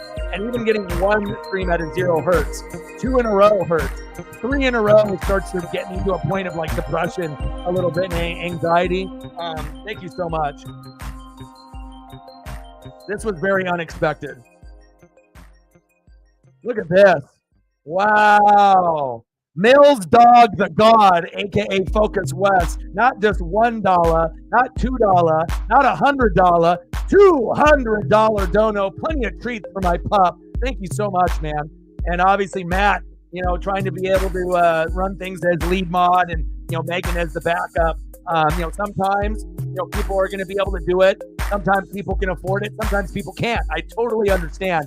But, in my eyes as a full-time streamer, I always would rather be at $1 than 0, even though that might seem like irrelevant, but you're going to feel better after all the hard work to be at $1 rather than nothing. Even if it's only 99 cents, 99 cents feels a hell of a lot better than a 0, considering the sub count that I'm on and being full-time. I've been doing this for 12 years, 8 years on YouTube. Thank you so much, man. That was so unexpected. Just like with Walter last night, first dono to me ever, and he donated a hundo. Mills Dog the God, aka Focus West, not $100, but a 2. My pup, what's funny? I was planning on going to Petco tomorrow to try to get some things for my pup. And now I'll be able to get a little bit more because of you, and obviously try to help pay bills and whatnot. Thank you from the bottom of my heart. That means everything, and it shows what type of fan base that we really do have here. You know, not a lot of people would be able to get a first time or a beginner, introduction to someone to be able to show this much love. And in back-to-back days, first-time donators doing 100 and a 200. It shows you, this channel can get to 50,000 subs. This channel can get to 100,000 subs. It may take a while, but we definitely have the right type of people. I don't put up with the bullshit. I don't put up with the trolls. And I really thank you from the bottom of my heart. My pup does as well. Woof, woof, da woof. She says thank you. And hey, I guess before the dono, after the dono, my guy, thank you so much. Stacks on stacks, racks on racks, little cactus jack, bang, bang. So now, as anyone who donates to the channel, like I said, we usually do photos of your favorite thing. So if your favorite thing is Mariner players from the past or whatever it may be, basketball, baseball, football, hockey, it could be a country singer, a rapper, it could be a band, it could be a pet, it could be whatever you want.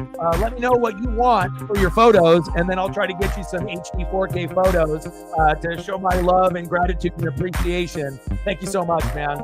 And a lot of the goats and a lot of the mods, donate pretty heavy, and that's why they're in the position they are at. They're either regulars and they're here every day, or if they're not here every day, they're here as often as they can, and they donate big for my dream to make sure that I can survive, because this is my only income, being a full-time streamer, and it took a long time to get to this point.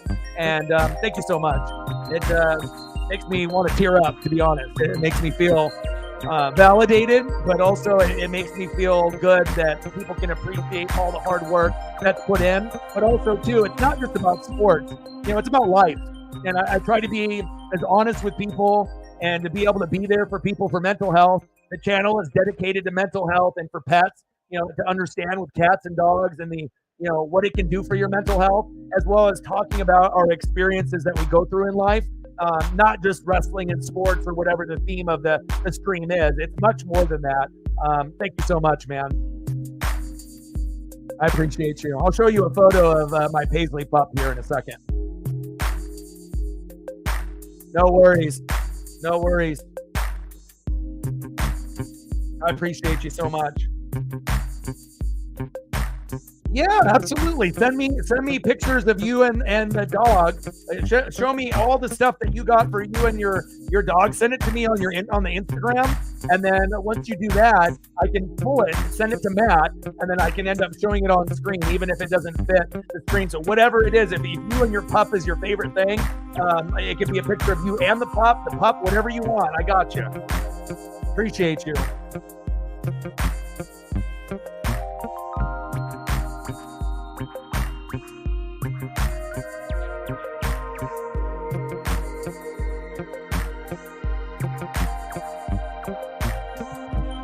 I'm at a loss for words a little bit right now.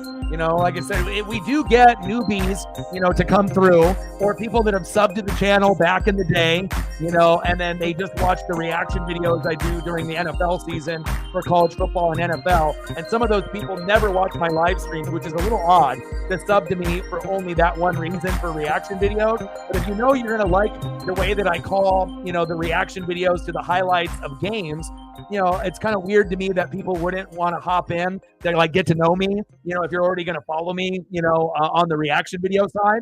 But everyone has their preferences. Some people only watch reaction videos. Some people only watch the live streams. And then some people watch both. Wow, that's awesome. Well, God bless you, and thank you so much. Here, let me see if I can pull up a photo, and I'll send it to Matt. I got all kinds of photos of my pup on here, but let's see if I can show you.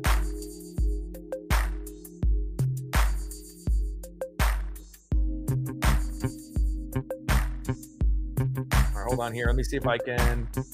I'll send it to Matt first, and then I can pull it from there.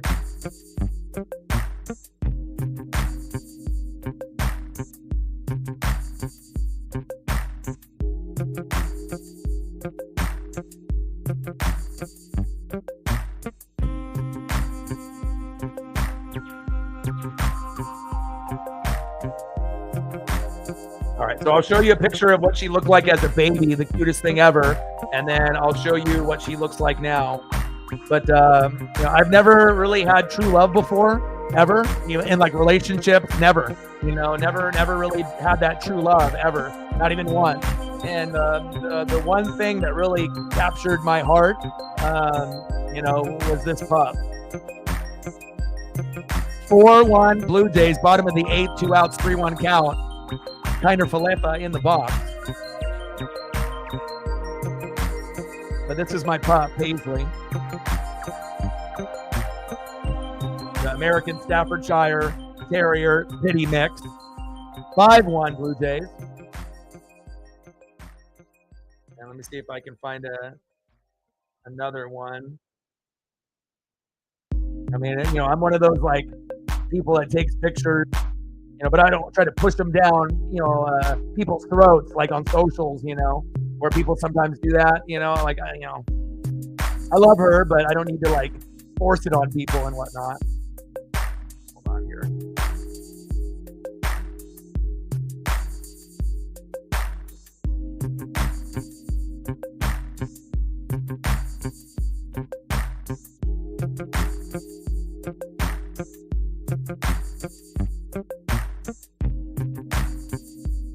There's another one when she was a baby.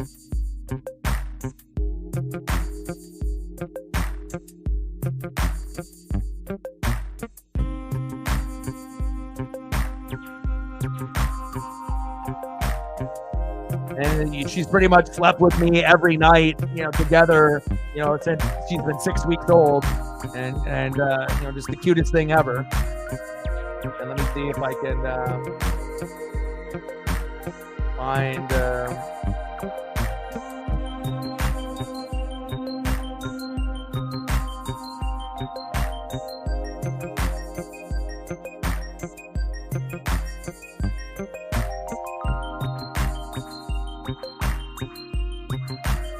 And when I ended up kind of rescuing her from my ex-girlfriend when we were, together, she was like, I'm going to show you 2 photos. I'm going to show you what she looked like when she was fat and overweight, and then what she looks like now, and you'll be shocked. I mean, I lost 90 pounds myself, but I mean, the dog was like 20 pounds overweight, and usually a dog will lose about 2.5 to 3 years of their life when they're overweight. And look at these photos now. This is what she looked like last year, So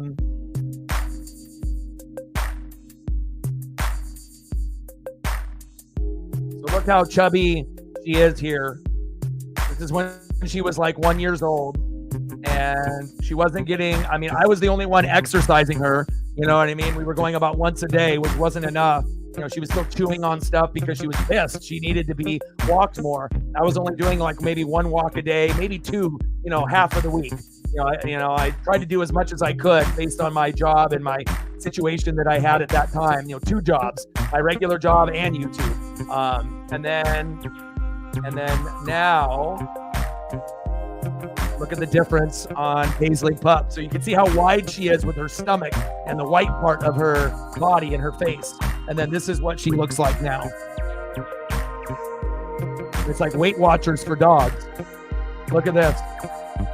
Look how much skinnier she looks and how much healthier she looks. That's what she's supposed to look like. You're not supposed to look like a balloon, and that's what happens when you end up walking a dog an hour and a half to 2 hours, 7 days a week for a year. A lot of commitment and a lot of love. And now she's looking like that. So that's my pup, that's my girl, that's my everything.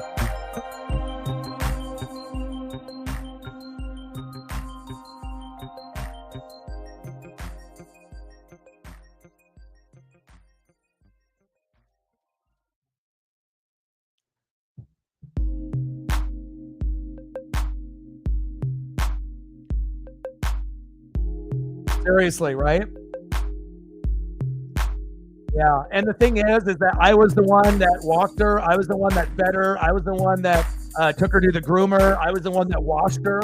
I was the one that, took her to get her nails trimmed, and, you know what I mean? Like, I was the dad, like I loved her, and even though the relationship wasn't good, the one good thing that I got out of that old relationship with that person that I was with for 8 years, even though it was only good for like the first year or two, and then it went downhill for like the last 6, and I got treated not the right way and got cheated on and all this terrible shit that happened to me, out of all of the bad shit that happened to me and the way that I was talked to and the way that I was treated, at the end of the day, lessons are learned, and sometimes people are not good people, and you can always tell if a dog, if you're a dog likes you, like your aura and your vibe. If the dogs like you, you're typically a good person. But when a dog doesn't like you, it's a red flag.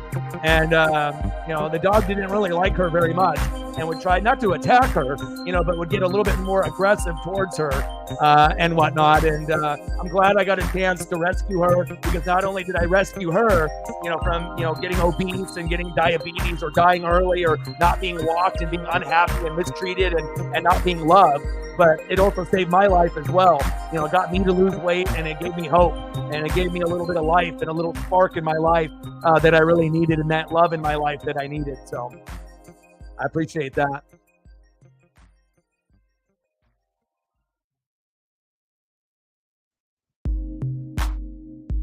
Like I said, whatever you want to do for photos, if you got photos that you want to send me, you can send it to me on Instagram, and then I can pull it and send it to Matt, and then I can pull it from there, and I can actually show it on screen. But if you want to keep it private, you can. But I can pull up photos of you and your dog or your dog. I do it all the time for the others in the room. If they get a new collectible, or if they end up giving, a new thing, I always try to incorporate other people's favorite stuff, because a lot of times people think, oh, the stream is about the host, and a lot of good people that are streamers have this like enormous ego, and they don't want to acknowledge the people that are in the room. They don't want to show things of others, but I'm like the opposite. Like, if you like something and it's cool, I like to show off the people stuff, whether it's pictures of them or their pets or their new collectibles or whatever it is. It's that way for us to be able to get to know each other and bond on a deeper level. So, if there's anything that you want to send over, let me know. Popped up. Back. Gone! Cal Raleigh with his first homer of the season. Let's go. Hey, Ty, you've been holding it down. Nice job, Cal. There we go. Yes, sir. 5-2 Blue Jays. Right in stop, baby. Nice job. Finally. Way to bring that electricity.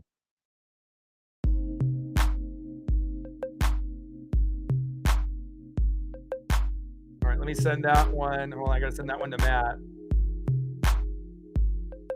Ty France up. Ollie looking like he's having fun. All right, hold on here.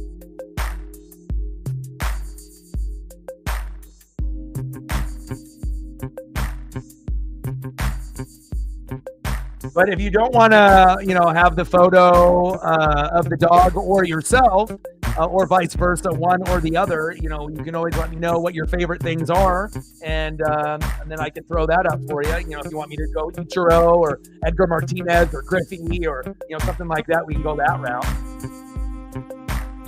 So this would be technically, Megan, what, your nephew? It's your brother's son, Ollie. From one O to another. Like, let me get on this animal. But I feel like I'm really one of the only streamers that kind of does this.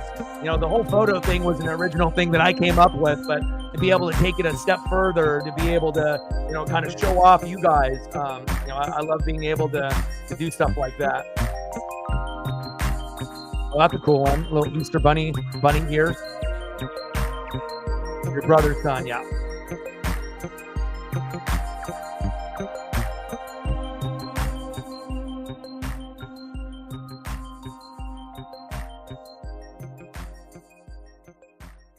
That's awesome.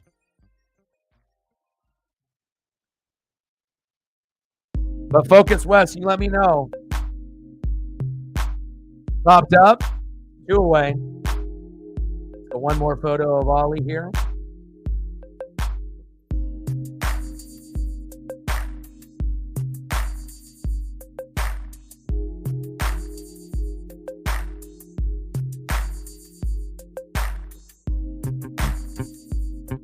He looks happy.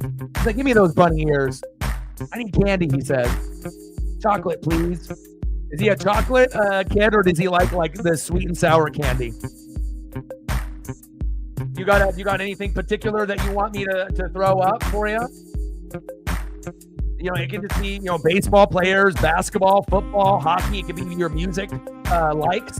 You know, if you end up having a band or a singer or an artist. I mean, it literally can be whatever your favorite things are. I can throw it up to show some love. If you don't want me to throw anything up, I don't have to. But I always throw it out there to people, and most people, and it also gives a chance for people to get to know you a little bit too. Top of the 9th, 2 outs, 5-2 Blue Jays. Focus West coming through big.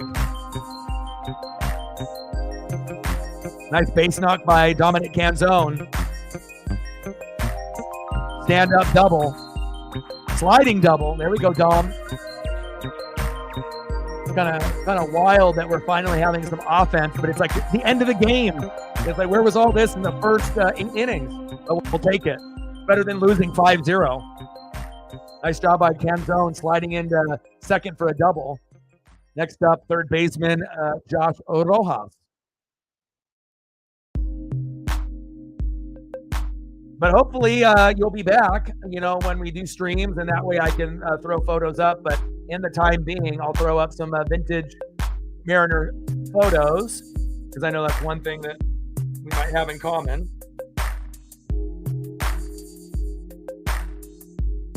Who are your favorite teams and your favorite players?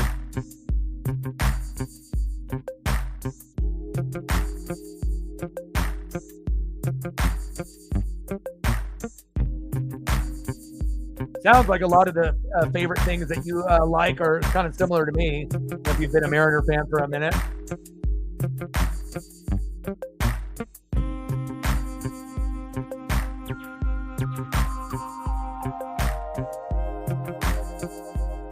Pitch is outside.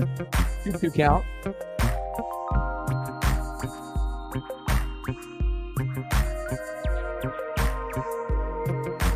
But we'll throw up some old vintage Mariners.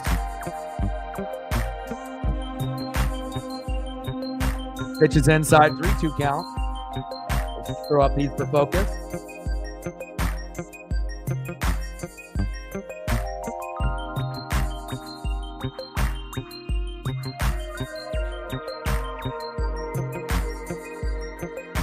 Three-two pitch. Struck him out. And that's the game. Final score, Blue Jays 5, Mariners 2.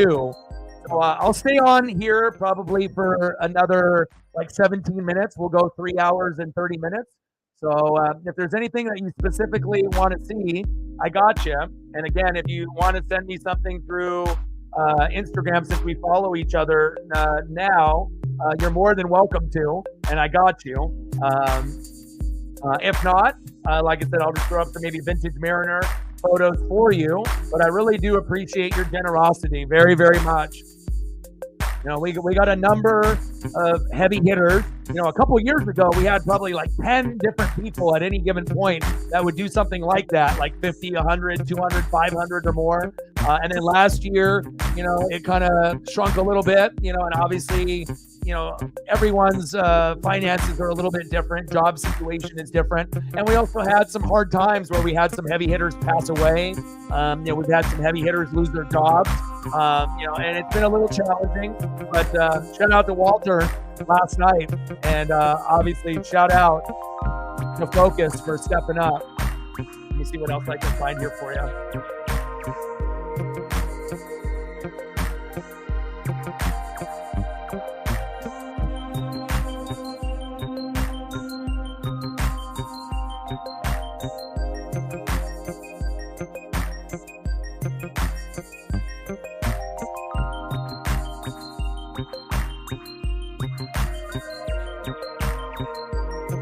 gotta delete some of these other photos to make more room for focus.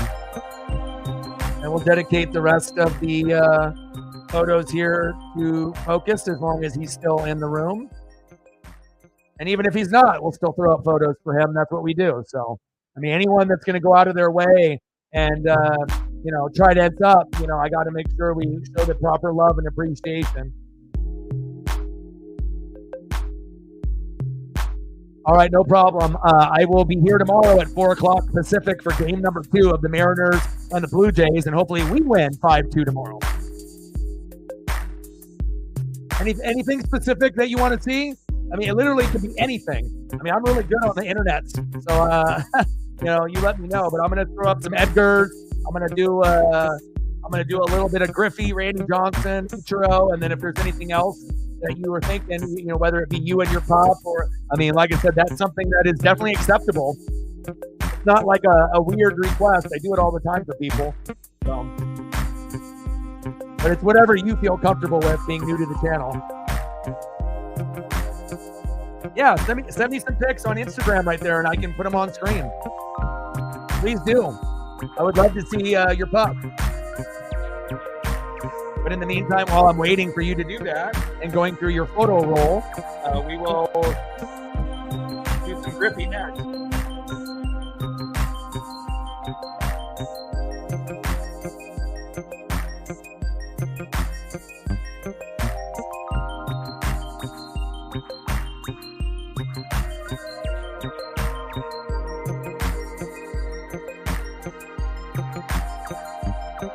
$135 people in the room. Shout out to all the people watching on Twitter/X as well as YouTube.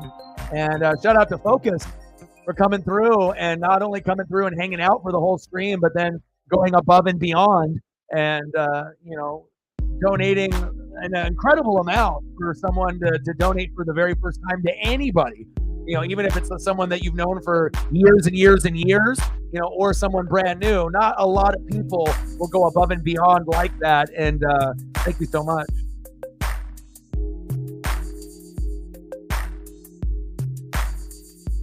All right, let me turn on the college basketball championship since this game ended. UConn and Purdue, and then we'll throw up some more photos.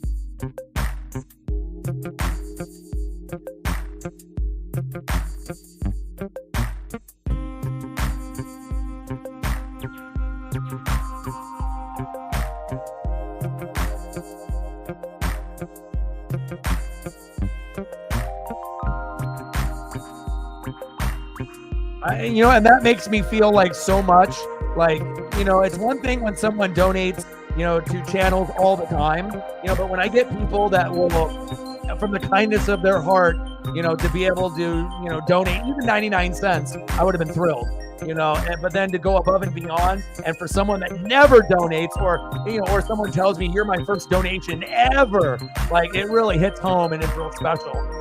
I think Paisley will probably want to come in the room here as well. Let me see if I can go grab her. She usually is chilling here. Let me see if we can see what she looks like.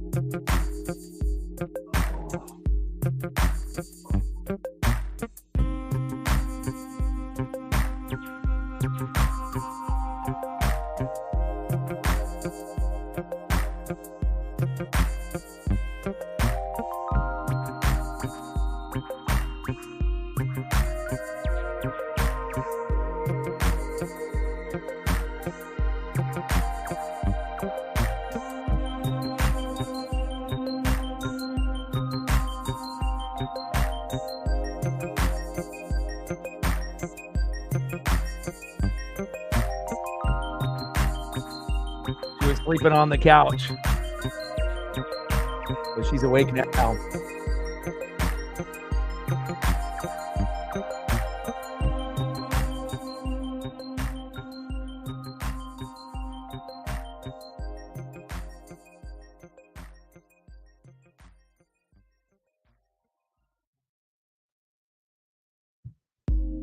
Yes.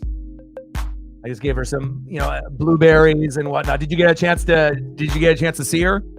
Yeah, but usually, like for me, we'll do like blueberries, strawberries, blackberries, raspberries. I don't try to do too much of like the other stuff. I don't, not normal. It's like, I do like the Nutro, where it's like lamb and rice, like the high quality, food. Like a bag of dog food costs like $83, so it's like kind of expensive. And then, like I said, lots of exercise. And then, once we get that, a little bit of, no worries. Like I said, once you figure out, a way to be able to send me photos on socials, through like Instagram, or if you follow me on Twitter/X, or whatnot, like I said, we can do that. But in the meantime, if there's anything else that you want to be able to see, but Paisley said thank you for sure.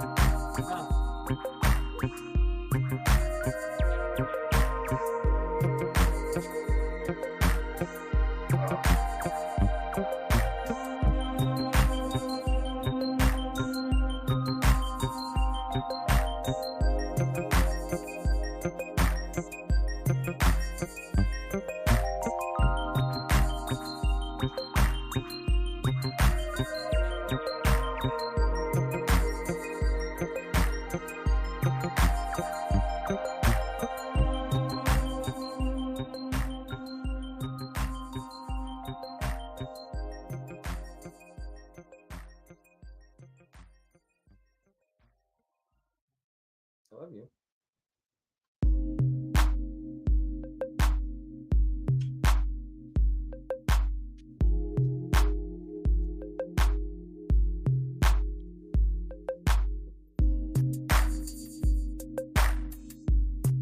But I appreciate it. Like I said, I was, having to go probably to the store tomorrow, the eclipse, today and whatnot, even though we live here in Pacific Northwest in Oregon, it didn't really, it wasn't like totality like it was in like 2017. But I was trying to go to maybe the grocery store tomorrow to get more strawberries and blueberries and raspberries and stuff for her. And then it's also a healthy snack for me. So if I end up getting like a container, we both can eat, some fruits after a long walk. But then I was thinking it'd be really nice to be able to go out of my way and, get her a new bone or a new toy or, some treats and whatnot. And definitely now, I have the ability, based off your generosity and love and appreciation to me and Paisley and the channel, that I can go to Petco and I can end up doing that. And, I pour my heart and soul into that pup. And, it's not even like, I feel like I'm a dog father. I don't got kids. I've never been married. You know what I mean? So it's pretty much my daughter. And everyone that knows me, it's like, that is my daughter. I'm the dog father. She's the Paisley pup. And I appreciate you.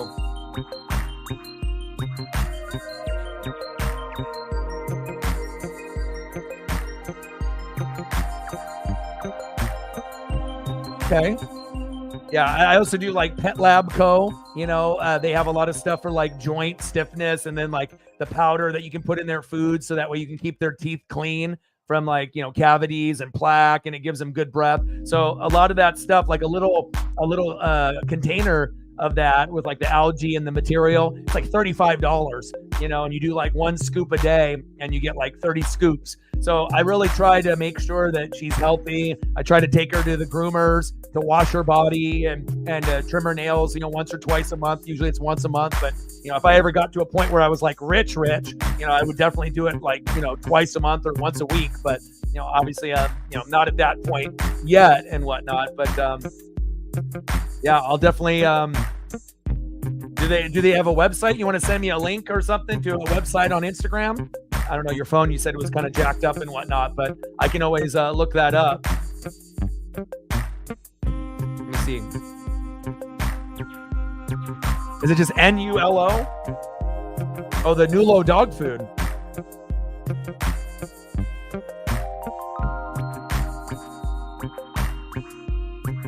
Okay.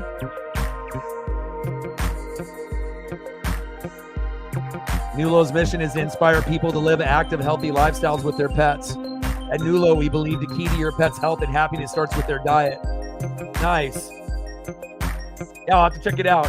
I mean, I've been giving her the Nutro, since she was a baby, and then obviously, doing that for like the first year, and then now I end up, giving her, because a lot of times with like the chicken and like the other beef stuff, it can give like skin irritations and it's not as healthy. So usually for me, I try to stick to, the ones that all the research that I did, and it's usually like a lamb and rice combo with, good ingredients and whatnot. But yeah, I'll definitely tap in and look to see what they got there as well.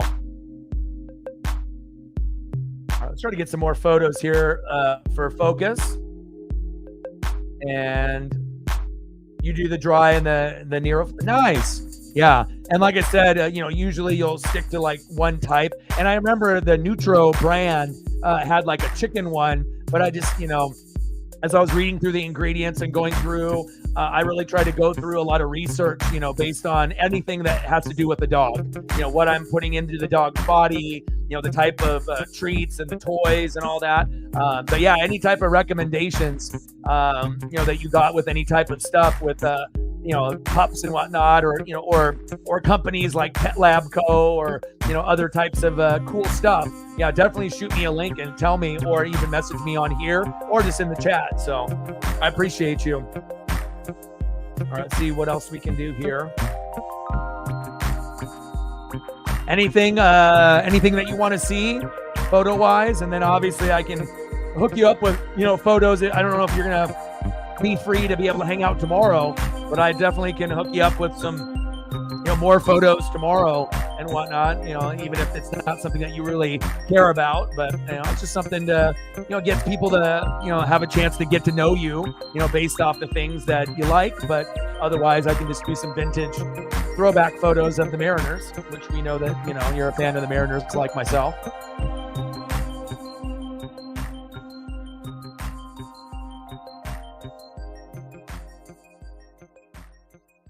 Never can go wrong with Griffey or Randy or Edgar or Ichiro.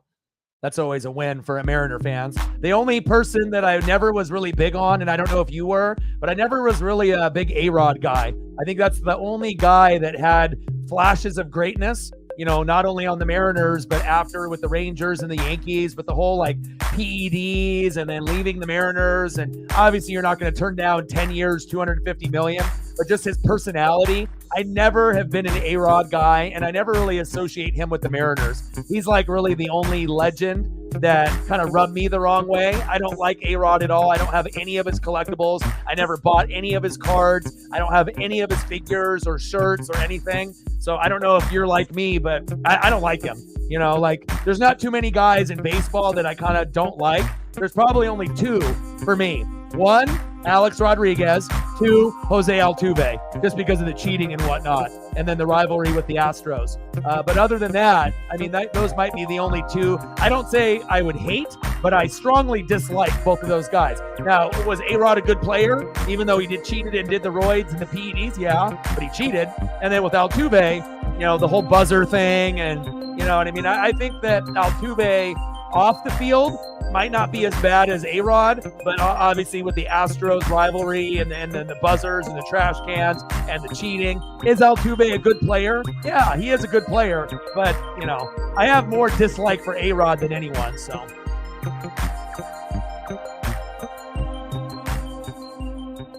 it looks like me and Focus are on the same boat. Not a real big A-Rod guy. And some people like him, but I never liked him. Even when he was on the Mariners, just something was off about him. I was like, this guy's coming up and he's a phenom, but he just seemed like fake to me. It's like the first player that I was like, man, I don't something about this guy I don't like,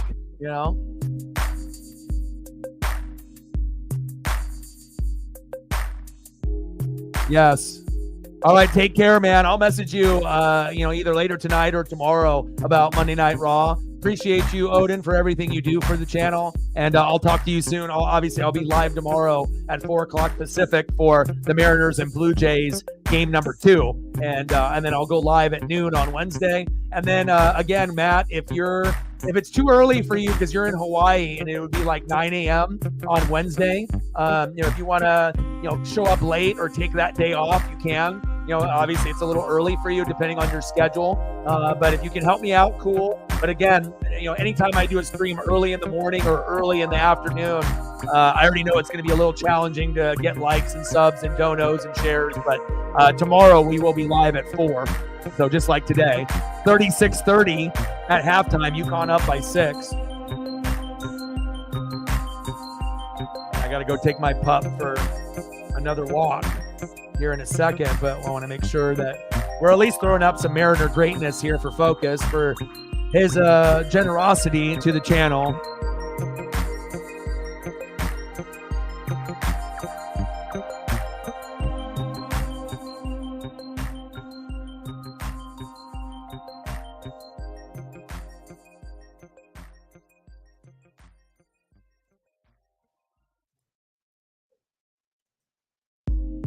And I'll show you a picture of my childhood of cards. And obviously if you collected baseball cards in the 80s and 90s, everyone knows these, Right, the Upper Deck 89, you got the Bowman in the top left, you got the Don Russ right behind, the Fleer right on the top right, and then the Tops bottom left, and then you got the Score, right? Obviously the Score one is probably the least desirable in the bottom right, but I think the 89 Upper Deck, and then obviously the 3 in the back, the Bowman, the Don Russ, and the Fleer. But again, I always thought that the Fleer, he was all sweaty in the photo and whatnot, but I didn't really think it was like the greatest pose, based off the hard hat. I thought he looked more like a pimp in the Don Russ, and that's why I got, the Don Russ one signed. Beautiful signature by my guy, King Griffey Jr.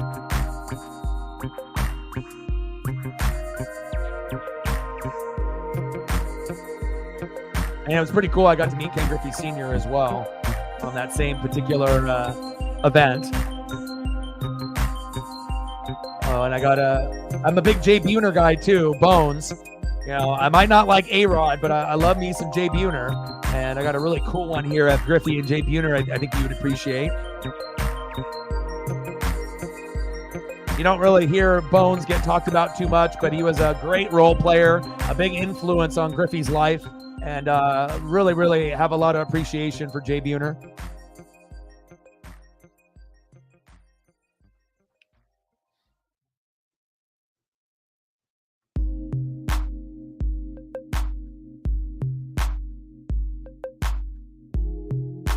And then one of my favorite throwback photos of Griffey.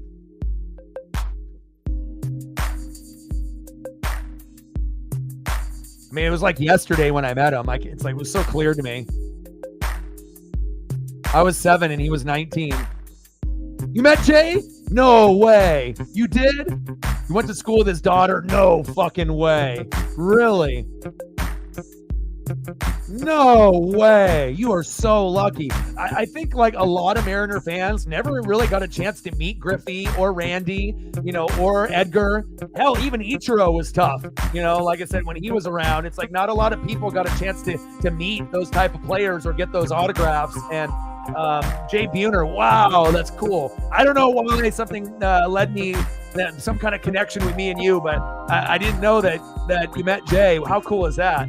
Because, you'll hear Mariner fans talk about the elite players, but you don't really hear a lot of them, go out of their way to talk about the role players like John Olerud or Jay Buhner or Tino Martinez or Dan Wilson or some of the others or Harold Reynolds. So cool.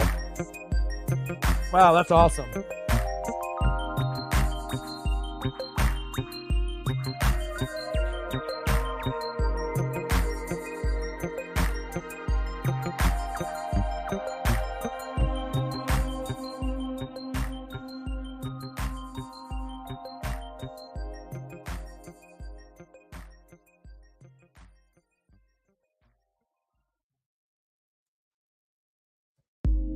Good old Bones.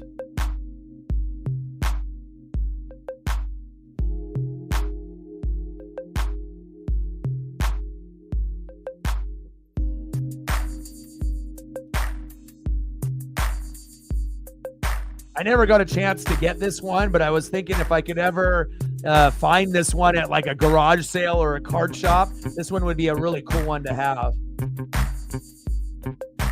I don't have any J. Buhner baubles, but this one right here, that one would have been a cool one. You know, who knows what year that's from, but I don't own that. But that, you know, if I ever see that at a card shop, definitely going to scoop that up.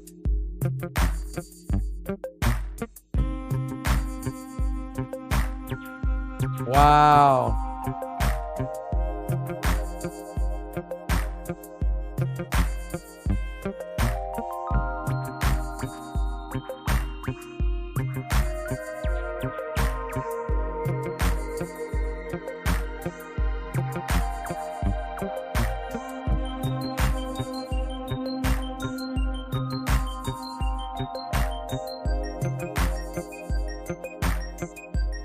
That's so cool, man.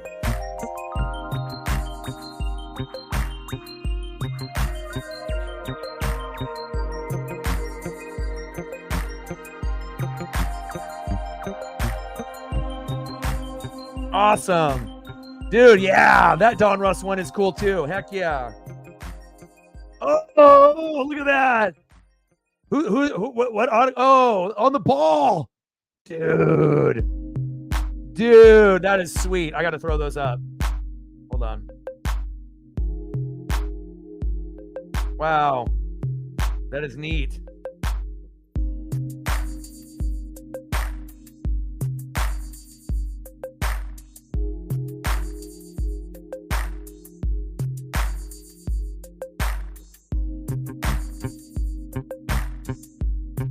The baseball photo only let me look at it twice, and then it's not letting me open it up again. Here, let me send those two to Matt since you got your phone working. And then, yes. I like, yes. You got the little Griffey autograph there. Love it, love it. I mean, anytime you can share a bond about Griffey, I mean, Griffey's got the best signature. Like out of anybody, like, you know, it's like as far as any athlete, it's so beautiful. All right, hold on real quick. I'm gonna minimize this photo. I'll resend it to Matt.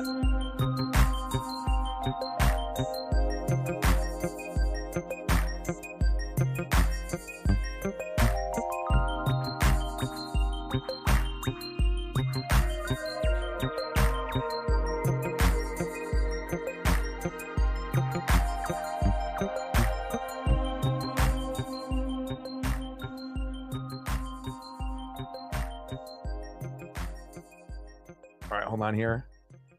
All right, I minimized it. Heck yeah.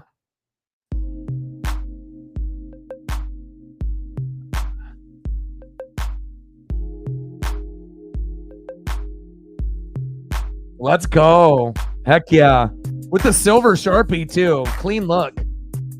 And I love the colors, you know, of the Donruss cards back in the day. You know, it just, you know, you had the Randy Johnson rookie that year in 89, and you had the Kurt Schilling, but, you know, the Griffey. And then obviously you had like, you know, they have like different versions of the Donruss and whatnot. That one was a little bit more rare than the regular rated rookie one that I had. Very cool. And we got, all right, let me pull this other one. We gotta get the pup on there too. Take your pup to the ballpark. Looks like you fully took advantage. I haven't got a chance to take my pup to a game up there, but hopefully one day I will be able to do the same. Let's go. Awesome. Awesome. I'm glad you got your phone working with your socials and whatnot. Heck yeah.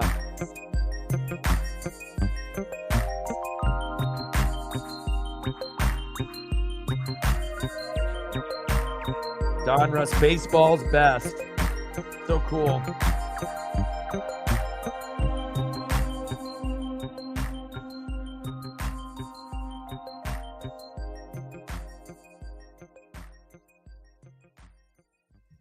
Awesome. That is so sweet. Yeah, I've had, like I said, I've told the story to a lot of the regulars and they've heard it a bajillion times. But if I didn't end up meeting, Griffey when I was 7, when he was a rookie, and I met Ken Griffey Sr., that was such an epic moment. Who knows if I even have this channel to this day. And then my dad's been a Dodger fan since the 50s, and I got a chance to meet Sandy Koufax when I was 10. So I got to literally meet the best left-handed hitter that didn't do steroids when I was 7. Then I got to meet the best left-handed pitcher of all time, besides Steve Carlton and Randy Johnson from the Phillies and the Mariners with Koufax. And my dad's been a fan since the 50s. So to meet Koufax and to meet Griffey, it really did shape me to who I am today. And luckily, I still got my dad around, and we still try to end up going to games, here and there when the Dodgers come to town and whatnot. But so cool, man. I look forward for you sending me more photos and whatnot. Your new phone shows up in 2 days.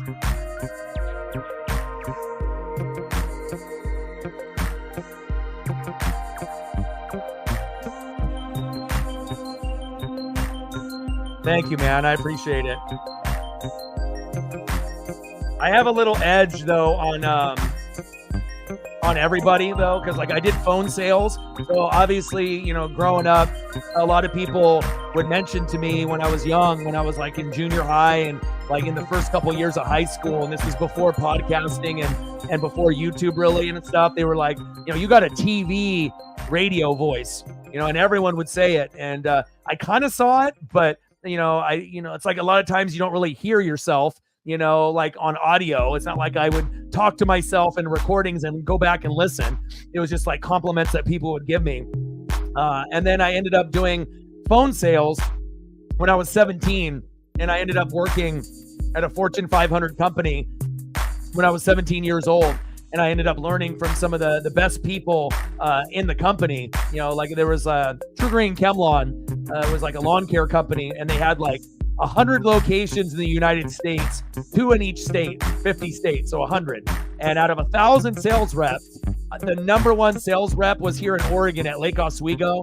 It was this guy from like Nairobi. It was like some African brother, right? And he mentored me and taught me everything, like how to talk and inflection and tonality, and he kind of took me under his wing, and the rest is pretty much history. And then I ended up, working at other big companies through like Comcast and, some of these like DirecTV, and I ended up doing Verizon Business and selling to business owners, cable, internet, and phone to people in New York and in Boston.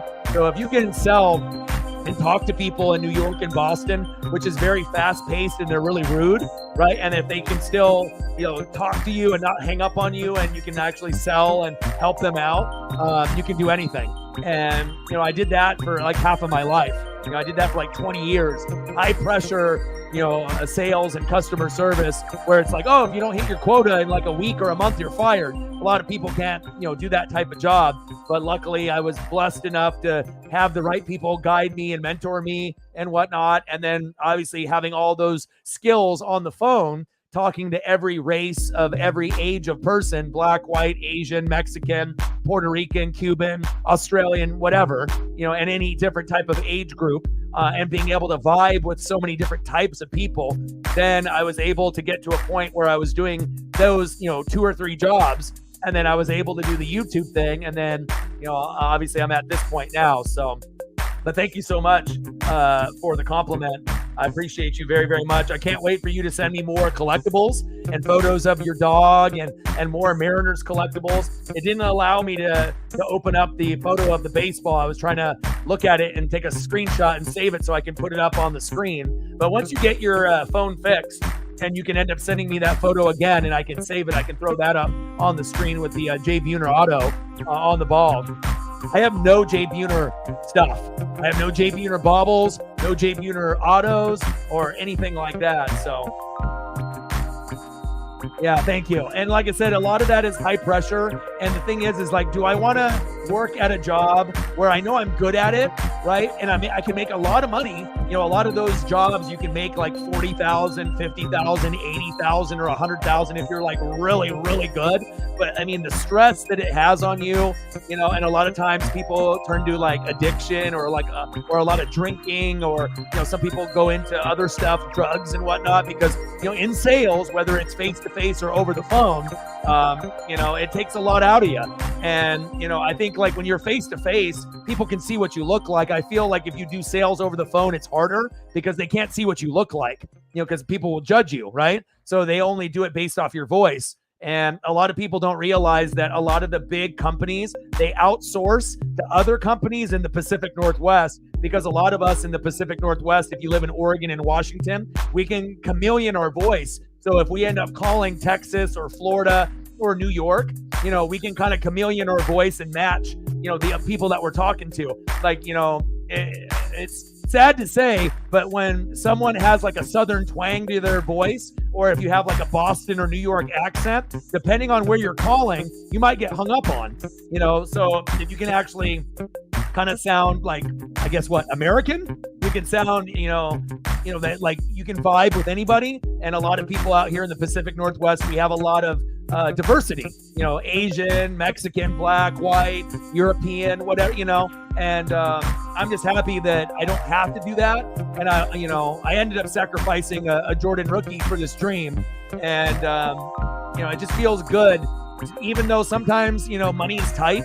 But when you end up doing your dream, that's really what it's about. It's really hard to be able to, go after it. And I always tell people, you only live once, and, you don't want to have any regrets. And no matter how hard it is, you want to at least go for your dreams.